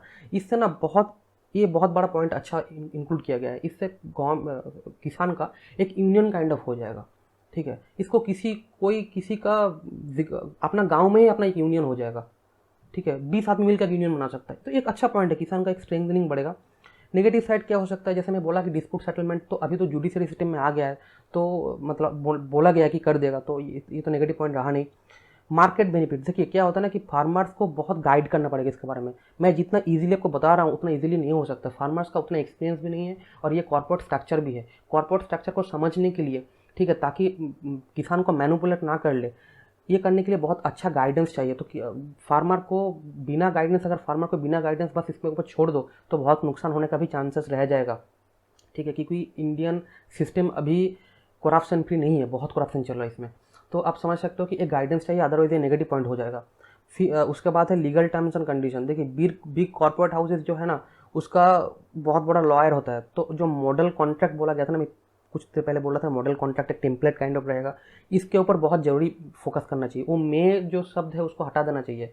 ये इसको कंफर्म कर देना चाहिए कि मैं आपको एक टेम्पलेट मॉडल पेपर दूंगा, आपको बस साइन करना है, आपको ज़्यादा कुछ पढ़ना नहीं है। ये कॉन्ट्रैक्ट होगा, ये पेपर होगा। इससे क्या होगा ना, उसको कॉर्पोरेट हाउसेज या फिर प्राइवेट प्लेयर्स मैनिपुलेट नहीं कर सकता। जो पैटर्न लिखा हुआ है, प्रिंटेड है, उसी को फॉलो करना पड़ेगा। बस कितना क्विंटल गेहूँ, कितना क्विंटल क्रॉप भेजना है, कितना अमाउंट में भेजना है, क्या क्या करना है, आप फ्लोटिंग में लोगे या फिक्स प्राइस में लोगे, क्या क्या लोगे, ये सब बस आप टिक करना है, थोड़ा थोड़ा लिखना है और पेपर को सबमिट करना है। That should be the simple option, as simple as that.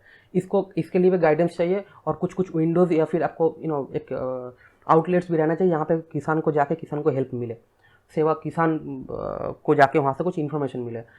और सबसे बड़ा, और हाँ, और एक पॉइंट, सबसे बड़ा पॉइंट बनता पहले और एक पॉइंट कि पैन कार्ड वाला, जब मैं बोल रहा था ना कि पैन कार्ड से ही कोई किसी को खरीद सकता है, और पिछले पॉइंट में बोला था कि गवर्नमेंट ने बोला है कि नहीं भाई अब पैन कार्ड नहीं, मैं अच्छा रजिस्ट्रेशन प्रोसेस स्टार्ट करूंगा। और स्टेट को भी बोला गया कि आप लोग चाहे तो अपना हिसाब से रजिस्ट्रेशन प्रोसेस इंक्लूड कर सकते हो, ऑर्गेनाइज कर सकते हो। अब आता हूँ लास्ट पॉइंट ऑप्शन में, जो होता है एमएसपी। इस बिल में एमएसपी का इंक्लूड नहीं किया गया है। ये एक बहुत बड़ा नेगेटिव पॉइंट आप बता सकते हो। गवर्नमेंट का जस्टिफिकेशन है कि एमएसपी कभी रूल था ही नहीं, तो मैं इंक्लूड करूँ क्यों, जैसे चल रहा तैसे चल रहा, चलने दो, मैं क्यों इंक्लूड करूँगा। फार्मर प्रोटेस्ट जो कर रहे हैं उनका बोलना है कि अगर आप एमएसपी को इंक्लूड नहीं करोगे तो कुछ सालों बाद जब कॉर्पोरेट फार्मिंग बहुत बूम होना स्टार्ट कर देगा, उसका टाइम में एमएसपी हट जाएगा। एमएसपी हट जाएगा तो बहुत सारा किसान का दिक्कत हो जाएगा। ये किसान का बोलना है, इसका बहुत डिटेल्स मीनिंग है, मैं बस एक लाइन बोलने की कोशिश किया। तो इसी पॉइंट के ऊपर सबसे बड़ा मुद्दा और झमेला चल रहा है एमएसपी, मिनिमम सपोर्ट प्राइस। तो इसको समझने के लिए, मिनिमम सपोर्ट प्राइस को समझने के लिए बहुत कॉन्सेंट्रेशन देके सुनिएगा कि एमएसपी क्या होता है। एमएसपी का मतलब होता है मिनिमम सपोर्ट प्राइस, ठीक है। मतलब एक इसको आप नॉर्मल में सब्सिडी सिस्टम ही बता सकते हो कि गवर्नमेंट सब्सिडी दे रहा है। टिपिकल लिटिल सेंस में नहीं है, मगर आप समझ सकते हो कि इसको सब्सिडी दे रहा है। मतलब क्या हो रहा है, गवर्नमेंट बोल रहा है कि मैं आपको कुछ फार्मर को मैं कुछ सपोर्ट करूंगा।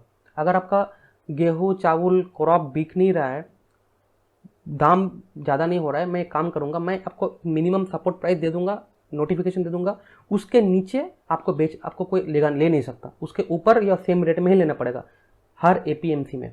मतलब जब भी कोई किसान अपना क्रॉप लेके जाएगा एपीएमसी मंडी में बेचने के लिए, वहाँ पे होलसेलर खड़ा है, मिडिलमैन खड़ा है, ठीक है, वहाँ पे जाके वो अगर बेचने जाएगा तो एमएसपी रेट में ही वो बेचेगा। एमएसपी रेट या एमएसपी से ज़्यादा, उससे कम नहीं हो सकता। उसके कम हो जाएगा तो गवर्नमेंट ने नोटिफिकेशन दे दिया है कि आप ले नहीं सकते उसको कम में, ठीक है, वो रेट या उससे ज़्यादा।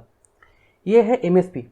ये गवर्नमेंट ने हर साल नोटिफिकेशन निकलता है कि हर साल नोटिफिकेशन निकलेगा, साल का क्रॉप जब बीज बोना शुरू हो जाएगा उसका पहले स्टार्ट हो जाएगा, नोटिफिकेशन निकाल दिया जाएगा। इसको निकालता कौन है, सीएसीपी, मैं डिटेल्स में आऊँगा इसके बारे में। तो निकाल दिया जाएगा नोटिफिकेशन कि चलो अभी गेहूं का एमएसपी इतना होगा 15 रुपये, चावल का इतना होगा 16 रुपये, ऐसा करके एमएसपी निकाल दिया जाएगा। और उसके बाद उसी हिसाब से अपना अपना किसान सब कुछ बोना स्टार्ट कर देगा, बीज बोना और फार्मिंग स्टार्ट कर देगा। ये होता है एमएसपी, ठीक है। तो एश्योरेंस रहेगा उसका पास कि चलो मुझे इतना तो मिलेगा एटलीस्ट जब मैं बेचने जाऊँगा एपीएमसी में। उसके बाद बोलता हूँ कि इसका हिस्ट्री थोड़ा सा सुन लीजिए। हिस्ट्री क्या होता है, हम लोग का आज़ादी के बाद से इंडिया का भी फूड सिक्योरिटी नहीं था। हम लोग एब्रॉड में विदेशी अनाज के ऊपर, विदेशी हेल्प के ऊपर डिपेंडेंट थे, ठीक है।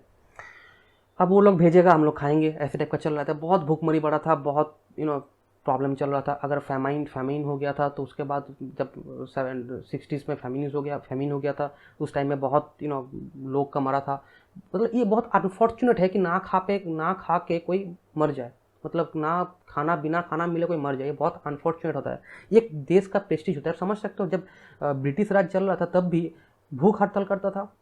तो भूख हड़ताल क्यों करता था, भूख हड़ताल ही क्यों करता था, क्योंकि सबको पता था, सरकार को, हर का सरकार को पता है कि अगर कोई भूखा मर जाए तो ये बहुत प्रेस्टिजियस इशू होता है, ये बर्न आउट हो सकता है। भूखा मरना नहीं चाहिए, एक बेसिक राइट्स होता है कि खाना मिले मुझे। इंडिया का सिटीजन को ये बेसिक राइट था ही नहीं कि खाना मिले, मतलब सिक्योरिटी नहीं था, मिले तो मिले, क्योंकि विदेश से आता था, विदेश के ऊपर निर्भर था, हम लोग डिपेंडेंट था। तो आपको पता, आप उसके बाद आप समझो कि हम देश में कुछ ऐसा कानून, कुछ ऐसा रिवोल्यूशनरी पैटर्न लाना चाहिए जिससे एक ऑल ओवर इंडिया में सबके पेट में खाना जाए, एटलीस्ट खाना उगे। हम लोगों का मेन प्रॉब्लम था, खाना उगा नहीं पाता था हम लोग उतना अच्छा बीज नहीं था, उतना अच्छा पैटर्न नहीं था, उतना स्ट्रक्चर नहीं था, हम लोग उतना अच्छा खाना उगा नहीं पाते थे, फार्मिंग नहीं कर पाते थे। तो फर्स्ट टारगेट था कि हम लोग सेल्फ रिलायंस हो जाए फार्मिंग में, प्रोडक्शन में, that was the first target. उसके बाद हम लोग डिस्ट्रीब्यूशन में जाएंगे, दूसरा जगह जाएंगे, राइट। 1966 उस टाइम में ग्रीन रिवोल्यूशन चल रहा था। इंदिरा गांधी जी ने डिसाइड किया, ठीक है, कि अब देखो हम लोगों को किसी भी तरह बाहर से बीज लाना है तो, और आके हम लोग को एक्सपेरिमेंट करना है। तो इंदिरा गांधी जी ने क्या किया, एब्रॉड से अच्छा क्वालिटी का बीज लाया और मेनली टारगेट किया गया राइस और गेहूं के ऊपर, कि चलो ये दोनों, राइस और गेहूं मिलेगा तो एटलीस्ट खा के जिंदा रहेगा आदमी, तो चलो राइस और गेहूं, व्हीट और राइस के ऊपर फर्स्ट एक्सपेरिमेंट हुआ।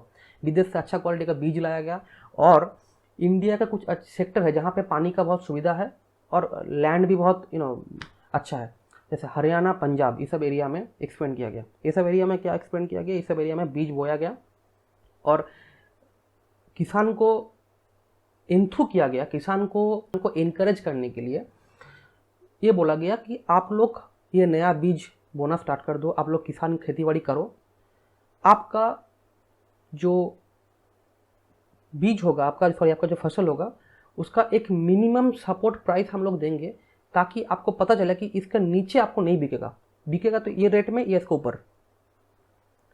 इतना गारंटी गवर्नमेंट दे रहा है कि इतना गवर्नमेंट आपको देगा, ठीक है, आप लोग बस खेती करो।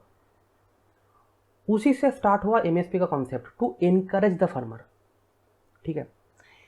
तो एमएसपी फर्स्ट स्टार्ट हुआ किसके ऊपर, राइस के ऊपर, व्हीट के ऊपर।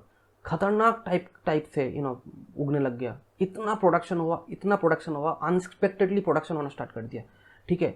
और धड़ाधड़ बिक रहा है। पूरा हरियाणा, पंजाब का किसान वहाँ से पैसा इनकम करना स्टार्ट कर दिया, बहुत अच्छा खासा कमाना स्टार्ट कर दिया, ठीक है।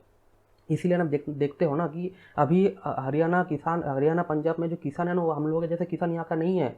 उसके पास मर्सिडीज, BMW हो सकता है, कार है किसी के पास, वहाँ पे गरीब किसान बहुत कम है। वरना कौन अपना ट्रैक्टर, कितना किसान अपने पास ट्रैक्टर मेंटेन कर सकता है, सोचिए। वहाँ पे किसान लोगों के पास पैसा क्यों है, क्योंकि इंसेप्शन, हम लोगों का जो फूड सिक्योरिटी का जो ये जो बात बताया ना, एमएसपी जो इंसेप्शन, ये सब चीज़ वहीं से स्टार्ट हुआ था। इसलिए वहाँ के किसान बहुत रिच है, और उन लोगों का जो इंटर इकोनॉमी चल रहा है ना, उन लोगों का जो फार्मिंग का जो वजूद है वो एमएसपी के ऊपर ही है, क्योंकि राइस और व्हीट के ऊपर मेनली एमएसपी हुआ जाता है। मैं अभी आता हूँ इसके ऊपर डिटेल्स में। तो क्या हुआ, 1980s तक, सोचिए इतना जल्दी, मतलब 10 साल के अंदर, 14 साल के अंदर इंडिया ऑलमोस्ट सेल्फ रिलायंस हो गया एग्रीकल्चर प्रोड्यूस में। इतना प्रोडक्शन हम लोग करना स्टार्ट कर दिया। डिस्ट्रीब्यूशन उतना हुआ नहीं, इसलिए उसके बाद अभी तक बिना खा के भूखे मर रहे बहुत आदमी। हालांकि ये एक सिस्टमेटिक प्रॉब्लम हो सकता है, बोलिए, क्योंकि किसान ने 2010 में तो कांग्रेस गवर्नमेंट ने वो जो स्कीम निकाल दिया था कि 2 रुपये चाल 3 रुपये डाल, ऐसा टाइप का निकाल दिया था, राशन निकाल दिया, मिड डे मील, बहुत कुछ। उसके बाद भी अगर कोई ना खा के मरे तो वो एक सिस्टम का एक बहुत बड़ा प्रॉब्लम है। मगर 1980s तक एग्रीकल्चरल प्रोडक्शन बहुत बढ़ गया था, मगर डिस्ट्रीब्यूशन उतना हुआ नहीं था। डिस्ट्रीब्यूशन चल रहा था धीरे धीरे, ठीक है। एनीवे, अब उसके बाद गवर्नमेंट, चलिए ये तो हो गया। उस टाइम में 2 क्रॉप के ऊपर एमएसपी गया था, लगाया गया था, जो अभी बढ़ के 23, मतलब 23 क्रॉप्स के ऊपर एमएसपी लागू होता है। हर किसी के ऊपर लागू नहीं होता है, 23 क्रॉप्स के ऊपर एमएसपी लागू होता है। मतलब 23 टाइप का क्रॉप्स है, फूड है, जो एपीएमसी में जाएगा तो एक पर्टिकुलर मिनिमम सपोर्ट प्राइस निर्धारित किया गया है।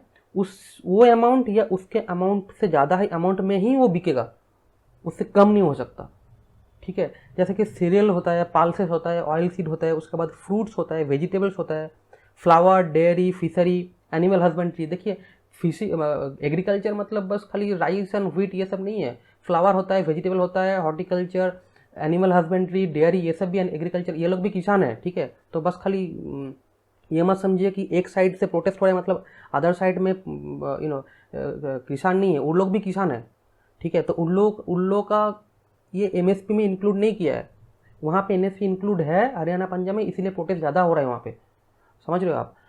इसके बाद आता हूँ डिटेल्स में, धीरे धीरे धीरे और भी डिटेल्स में आऊँगा। तो इतना ये 23 जो क्रॉप्सेस है इसके ऊपर एमएसपी लागू है, अभी कोई भी रीज़न हो अभी लागू हो गया है, अभी तक चल रहा है एमएस। अब एपीएमसी का ये दायित्व है, एपीएमसी का ये रिस्पॉन्सिबिलिटी की मेक श्योर कि वो 23 नंबर का जो क्रॉप्सेस है वो एमएसपी का रेट में ही बिके, उससे ना लेस में बिके, एमएसपी में जाके ही वो बेच सकता है। हम समझ रहे हो मेरा बात, ठीक है। अब यहाँ पे देखिए,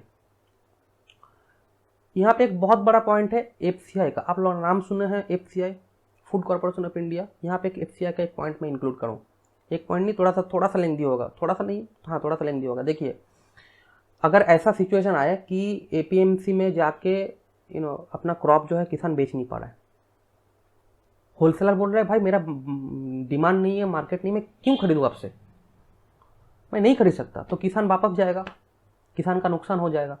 गवर्नमेंट ऑफ इंडिया ने बोला एफसीआई को, एफसीआई बोल के एक ऑर्गेनाइजेशन क्रिएट किया गया है, एफसीआई का काम है कि वो उसके पास किसान आए, जैसे एपीएमसी में जाता था, और आके ओनली राइस और व्हीट ये दोनों एमएसपी रेट में बेच दे, तो एफसीआई खरीदेगा एमएसपी रेट में, मतलब एपीएमसी में बिक नहीं पाया तो वो एफसीआई में जाएगा। एफसीआई एक सेंट्रल गवर्नमेंट का एक ऑर्गेनाइजेशन है, जाएगा और जाके वहाँ पे जाके बेच देगा एफसीआई में। ये प्रावधान किया गया है, मतलब किसान का पास एक ऑप्शन रहेगा कि मुझे तो मेरा फसल जो है वो तो बेचना ही है, कंफर्म बिकेगा ही बिकेगा, कहीं पे हो, फर्स्ट ऑफ ऑल एमएसपी में बिकेगा और सेकंड में बिकेगा, वेस्ट नहीं जाएगा। तो आप समझ लो कि एफसीआई का कितना परसेंटेज, एक मैं नेक्स्ट पॉइंट में बताता हूँ, एक ह्यूज परसेंटेज हरियाणा पंजाब में वो लोग मोर देन 80% राइस और 70% व्हीट, या फिर उल्टा 70% व्हीट और 88% राइस, आई गेस। इतना ह्यूज अमाउंट में खाली वही प्रोडक्शन करता है, उतना ज़्यादा अदर प्रोडक्शन वहाँ पे उतना नहीं होता है, राइस और व्हीट ज़्यादा प्रोडक्शन होता है। इसका रीज़न मैं बोला, हिस्ट्री बोला, और वह सब एमएसपी के अंदर आता है और वही दोनों को ही एफसीआई खरीदता है। बाकी जो 23 क्रॉप्स में से बाकी 21 क्रॉप्स को एफसीआई नहीं खरीदता है, एफसीआई वही दोनों को खरीदता है। एमएसपी सबको मिलता है मगर एफसीआई खरीदता है बस राइस और व्हीट को, और हरियाणा पंजाब में मैक्सिमम राइस और व्हीट ही जनरेट होता है मैक्सिमम, और एफसीआई अपना मोर देन हाफ 50% से ज़्यादा क्रॉप, शायद अमाउंट भूल गया, बता रहा हूँ परसेंटेज भूल गया, बस हरियाणा पंजाब से ही खरीदता है। तो समझ रहे हो कि वहाँ का जो किसान है उसके पास तो लगभग कन्फर्मेशन है कि मैं कुछ उगाऊंगा तो कन्फर्म बिकेगा, कन्फर्म एमएसपी बिकेगा। वहाँ पे प्रोटेस्ट इसलिए ज़्यादा हो रहा है, ठीक है। अब समझिए, अब एफसीआई का मामला सुनिए, कितना करप्शन भरा हुआ है एफसीआई में। एफसीआई में बहुत करप्शन है, क्योंकि 6% या 10% शायद किसानी एक्चुअली एफसीआई में जाके ये बेच सकता है। एक्चुअली क्या होता है ना कि बड़ा किसान जो होता है वो लोग चल जाता है, अपना ट्रैक्टर लेके, गाड़ी लेके बेच देता है, ठीक है, हरियाणा पंजाब में होता है। मगर अब जो गरीब किसान है वो वो लोग मतलब बोलो ना 6 से 10% किसान जा सकता है एफसीआई में, ज़्यादा किसान तो उतना जा नहीं सकता। तो अब देखिए क्या होता है ना कि कोई किसान अगर गया वहाँ पे, अगर चलिए कोई बड़ा किसान ही गया, आप समझ लीजिए कोई बड़ा किसान ही गया, वो लोग भी तो किसान है ना, कोई तो चोरी करके तो पैसा नहीं कमा रहा है ना, अपना मेहनत से कमा रहा है, तो किसी को गाली नहीं दे सकते आप, ठीक है। वो अपना खुद का वो ज़मीन क्रिएट किया है, अपना खुद का बेस क्रिएट किया है वो लोग, तो आप भी करो एनीवे। तो अब देखिए क्या होता है कि आप फसल भर के सब लेके एपीएमसी में बिका नहीं, आप एफसी में गए, एफसीआई में जाके आप जाके वहाँ पर ऑफिसर को बोले कि वहाँ पर जाके कि बेचना है भाई, ठीक है। तो वो बोला कि देखो आज नहीं हो सकता, 3 दिन बाद आओ, 4 दिन बाद आओ, तो आप वो सामान लेके चले जाओगे 3-4 दिन के लिए, आपका तो बहुत नुकसान होगा ना। तो साठ घाट रहता है, क्या होता है बाहर दलाल घूमेगा, दलाल आपको बोलेगा कि चलो काम करो, तुम 2000 में बेचना चाहे तुम 1500 में मुझे दे दो। किसान देखेगा ठीक है भाई चलो झमेला चुका, 3 दिन बाद कौन आएगा, लिपटा दो यहाँ पे, लिपटाने के बाद वो किसान को 1500 देकर चल गया, 1500 में। तो 500 का 2000 का टारगेट था, 500 में उसको दिया। अब किसान दलाल क्या करेगा, वो ब्रोकर जो क्या करेगा, वो जाके ऑफिसर को 250 रुपये खरीद दे देगा, ठीक है, लो घूस लो ब्राइब लो, और लिख देगा रजिस्टर में 2000 में बिका, और पूरा फसल को लेकर डाउन कर देगा, पूरा बैक प्रोसेस। समझ सकते हो कितना बड़ा करप्शन है, बहुत बड़ा करप्शन चलता है, बहुत बड़ा। ठीक है, अब यहाँ पे नहीं रोका, उसके बाद सुनिए, और दलाल आएगा वो, या फिर वही दलाल आएगा या फिर दूसरा दलाल आएगा, वो आके क्या करेगा, या फिर बड़ा वेयर हाउस वाला आएगा, वो लोग आके क्या करेगा, एफसीआई में बोलेगा कि देखो इतना अच्छा गेहूँ, इतना अच्छा चावल आपके पास पड़ा हुआ है, इसको मुझे इतना कम रुपये में दे दो हम लोगों को, या फिर मेरे पास जितना खराब माल है, खराब माल को वहाँ पे रिप्लेस कर दिया। मैक्सिमम ही होता है, खराब माल को रिप्लेस करता है, अच्छा माल को कम दाम में खरीद के लेके चल जाता है और घूस खिला देता है ऑफिसर लोग। इसीलिए जब वही एफसीआई का काम क्या है, इसके बाद एफसीआई क्या करेगा, इसको राशन दुकान में पहुंचाएगा, मिड डे मील वगैरह, या फिर 2 रुपया 3 रुपया चाल जो हम लोग मिलते हैं, ठीक है, ये सब में जाके पहुंचाता है एफसीआई। ठीक है, वहाँ पे जाकर आप लोगों को खराब चाल मिलता है। अब देखते हो ना राशन का, बोलते हैं ना राशन का चाल अच्छा नहीं होता है, क्वालिटी खराब होता है, क्यों होता है, ये सब रीज़न है, इसीलिए होता है खराब। ठीक है, क्योंकि वहाँ पे जाके रिप्लेस हो जाता है, इतना करप्शन भर गया है। तो ये गरीब किसान या कोई बहुत कम किसान ही होता है जो एफसीआई का फ़ायदा उठा सकता है, बड़ा किसान जो होता है वो मैक्सिमम फ़ायदा उठाता है। उसके बाद एमएसपी में फिर से आता हूँ। एमएसपी में क्या होता है, एमएसपी का, अब देखिए एमएसपी जो है, एमएसपी दिया जाता है, एमएसपी से ही एफसीआई खरीदता है, किसान का प्रॉफिट होता है, और एफसीआई तो गवर्नमेंट फंडेड है ऑब्वियसली। अब एमएसपी अगर नहीं रहेगा तो एक बहुत बड़ा स्ट्रक्चर बंद हो जाएगा। मतलब क्या होता है ना कि देखिए ये मिड डे मील, ये सब तो गरीब, सबको बड़ा आदमी नहीं है, गरीब लोगों का पेट में खाना जा रहा है, 2 रुपये 3 रुपये चाल में गरीब खरीद सकता है बहुत सारा। मगर क्या एमएसपी एक्चुअल प्राइस है? मतलब अगर आप बोलेगा कि एक किलो चावल का एमएसपी है 15 रुपये, मतलब किसान 15 रुपये से ज़्यादा ही मिलेगा या 15 रुपये मिलेगा जब बेचेगा, उससे नीचे नहीं मिलेगा। मैक्सिमम टाइम वही मिलता है, 15 रुपये तो 15 रुपये मिलता है, मैक्सिमम 16 रुपये ऐसे टाइप के मिलते हैं, बहुत ज़्यादा नहीं मिलता, 15 से 30 रुपये नहीं मिल जाता, मगर 15 से कम नहीं मिलेगा। ठीक है, मगर क्या ये 15 रुपये जो निर्धारित किया गया है, ये 15 रुपये, ये क्या सही है? एक्चुअल क्या उसका प्रोडक्शन, किसान का प्रोडक्शन कॉस्ट मिला के 15 रुपये होता है, या उससे ज़्यादा भी हो सकता है ना? ये रिसर्च बहुत बार किया गया है। ठीक है, और एक्चुअल एमएसपी प्राइस क्या होना चाहिए, एक्चुअली प्रोडक्शन कॉस्ट कितना हो सकता है, मतलब प्रोडक्शन कॉस्ट कितना होता है किसान का, कि चलो प्रोडक्शन कॉस्ट हम लोग पकड़ लें इतना हो सकता है, इसको निर्धारित बहुत बार कोशिश किया गया है। तो उसी हिसाब से 2004 से 2006 के बीच स्वामीनाथन कमेटी का एक रिपोर्ट आया था।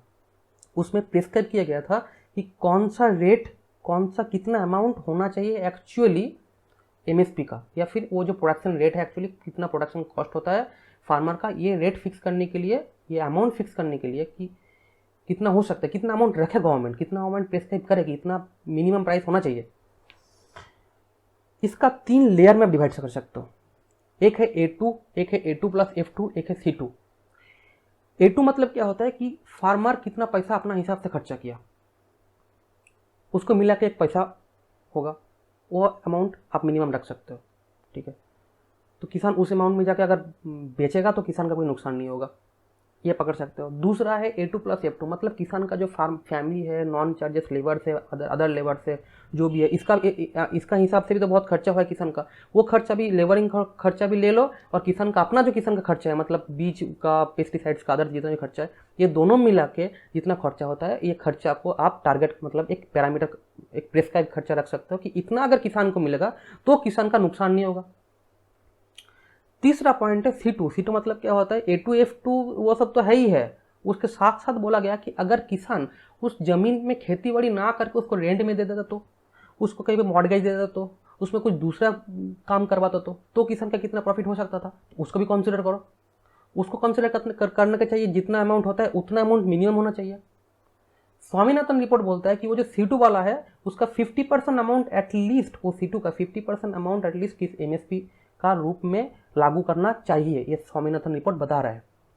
ठीक है, अब बहुत सारा गवर्नमेंट को उतना, देखिए इतना अमाउंट, मतलब 15 रुपये अगर हो जाएगा तो इतना कुछ कंसिडर करोगे आप तो ये 30-40 रुपये हो जाएगा। अब टिपिकली देखोगे तो जितना एमएसपी मिलता है, एमएसपी उतना ज़्यादा मिलता नहीं है। ठीक है, तो कोई भी गवर्नमेंट उतना उसका क्या बोल सकता हूँ, उतना उनका दम नहीं था कि ये स्वामीनाथन रिपोर्ट को एक्चुअली C2 वाला वर्जन को एक्चुअली इंप्लीमेंट कर सके। बहुत बार इसका ऊपर डिबेट हुआ है कि इसने अप्लाई नहीं किया। मोदी गवर्नमेंट ने 2014 में आके बोला था कि हम लोग स्वामीनाथन रिपोर्ट को इम्प्लाई करेंगे। 2014 में तो इम्प्लाई नहीं किया, 2018 में जाके इम्प्लाई किया, तो A2+F2 वर्जन, मतलब मिडिल बोला कि हाँ एक फार्मर को अपना खुद का खर्चा, जिसका उसका अपना जो खर्चा हुआ उसके साथ जो नॉन फैमिलीज जो अदर्स लेबर था, लेबर का चार्जेस जितना था इतना मिला के मिलना चाहिए, तो एटलीस्ट किसान को नुकसान नहीं होगा।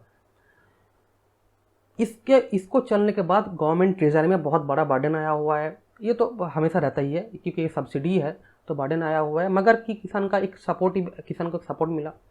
अब फार्मर जो प्रोटेस्ट कर रहे हैं इन लोग बोल रहे हैं कि इसको पूरा वो C2 वाला जो वर्जन है उसको इम्प्लाई करो, क्योंकि किसान को पता है, हरियाणा पंजाब का किसान को पता है कि अभी MSP को अगर हम लोग बढ़ा लेंगे तो हम लोग का मुनाफा बढ़ेगा। उन लोग ऑलरेडी मुनाफा में, ऑलरेडी मुनाफा बढ़ेगा, MSP बढ़ जाएगा, क्योंकि उन लोग का जो उत्पादन करता है गेहूं और चावल वो दोनों कन्फर्म बिकना ही है, क्योंकि FCI लेना है, और FCI लेगा कहाँ पे, MSP लेगा। अगर MSP का प्राइस बढ़ जाएगा तो उन लोगों का और भी मुनाफा होगा।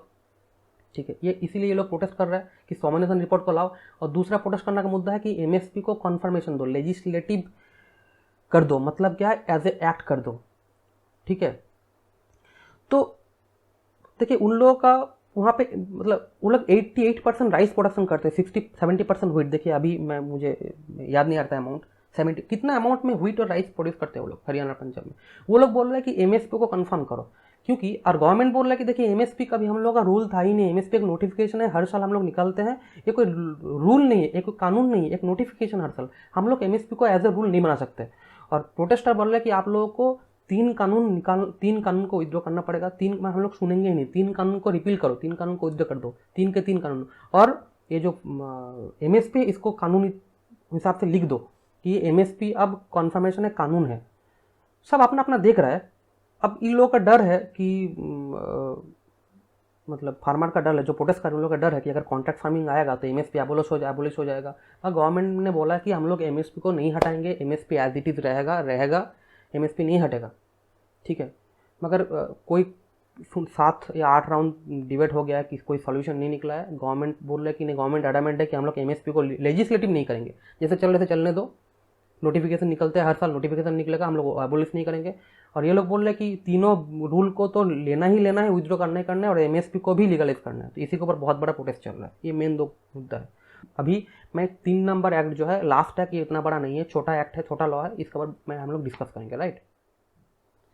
तो तीसरा कानून जो है 3rd एक्ट, इसको बोला जाता है एसेंशियल कमोडिटी एक्ट।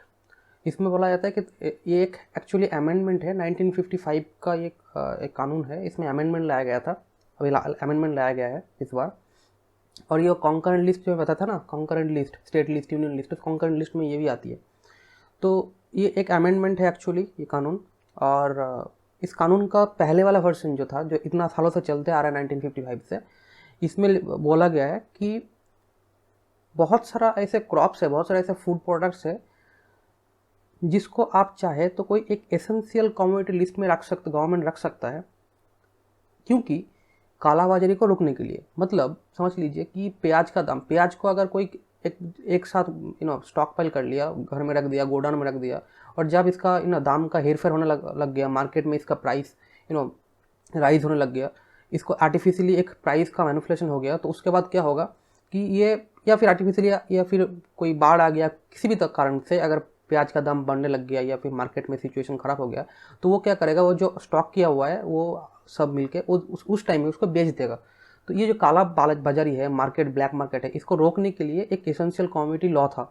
मतलब क्या होता है कि कोई भी ठीक है, एक साथ बहुत अमाउंट का एसेंशियल कमोडिटी लिस्ट के अंदर जो प्रोडक्ट है, जो फूड है, उसको आप स्टॉक नहीं कर सकते। इसको स्टॉक करोगे तो ये पनिशेबल एक्ट है, this one was a punishable act. मगर जो नया कानून हुआ है, वो नया कानून का हिसाब से एक अमेंडमेंट लाया गया है, बोला गया है कि ये कानूनी पनिशेबल एक्ट होगा तब जब एक इमरजेंसी सिचुएशन या फिर extra ordinary condition, extra ordinary circumstances जारी किया जाएगा, तब तक कोई भी कितना अमाउंट तक स्टॉक पाइल कर सकता है। ये एक अमेंडमेंट लाया गया है।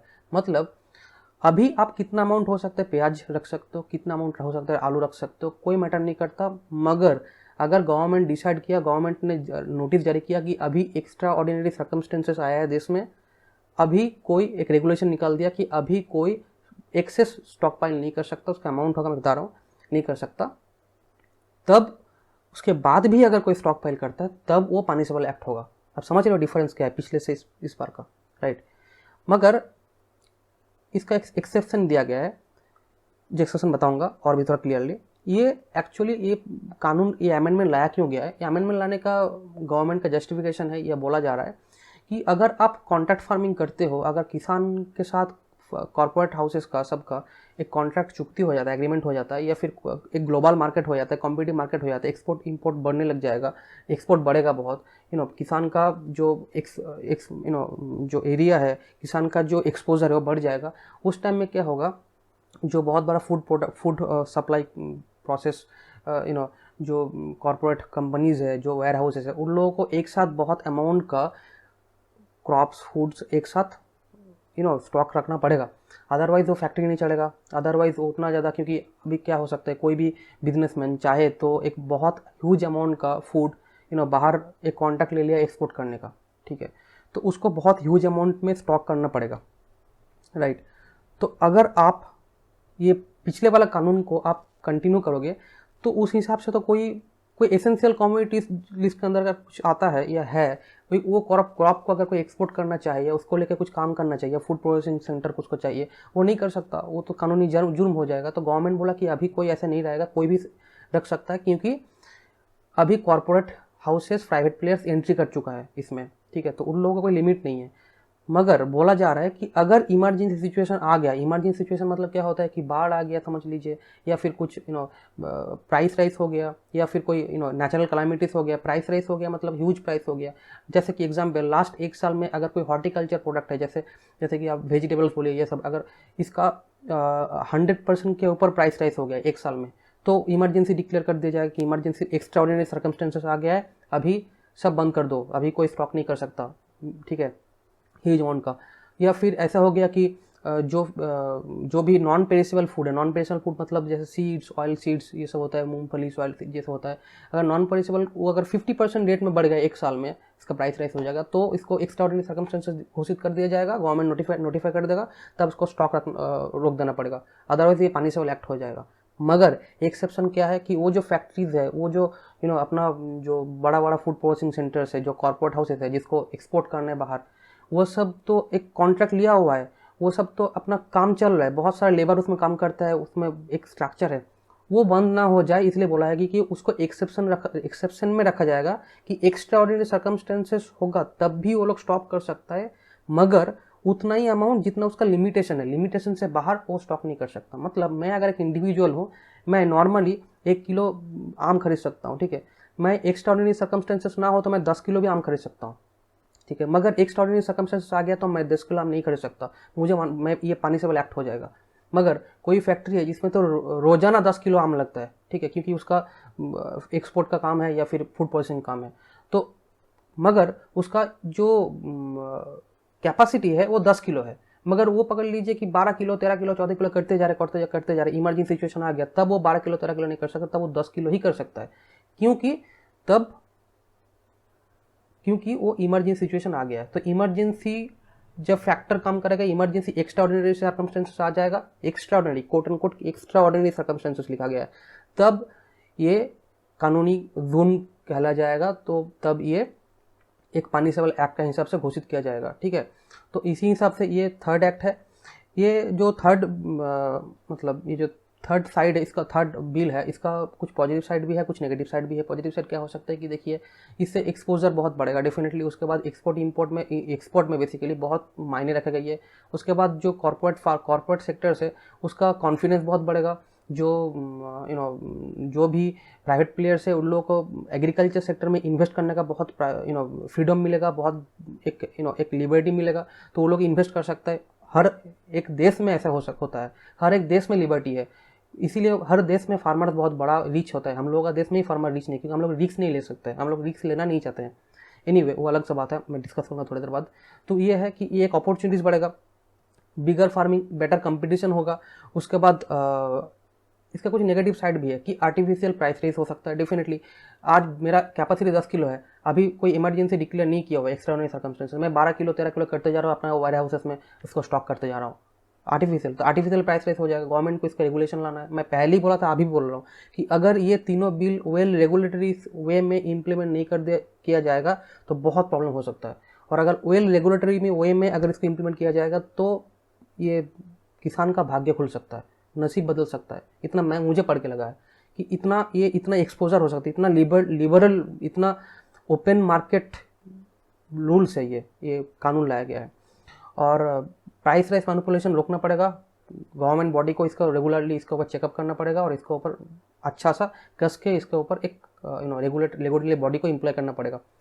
अब देखिए, ये तो हो गया थर्ड एक्ट, इतना बड़ा नहीं था थर्ड एक्ट, इसलिए मैं जल्दी ख़त्म कर दिया।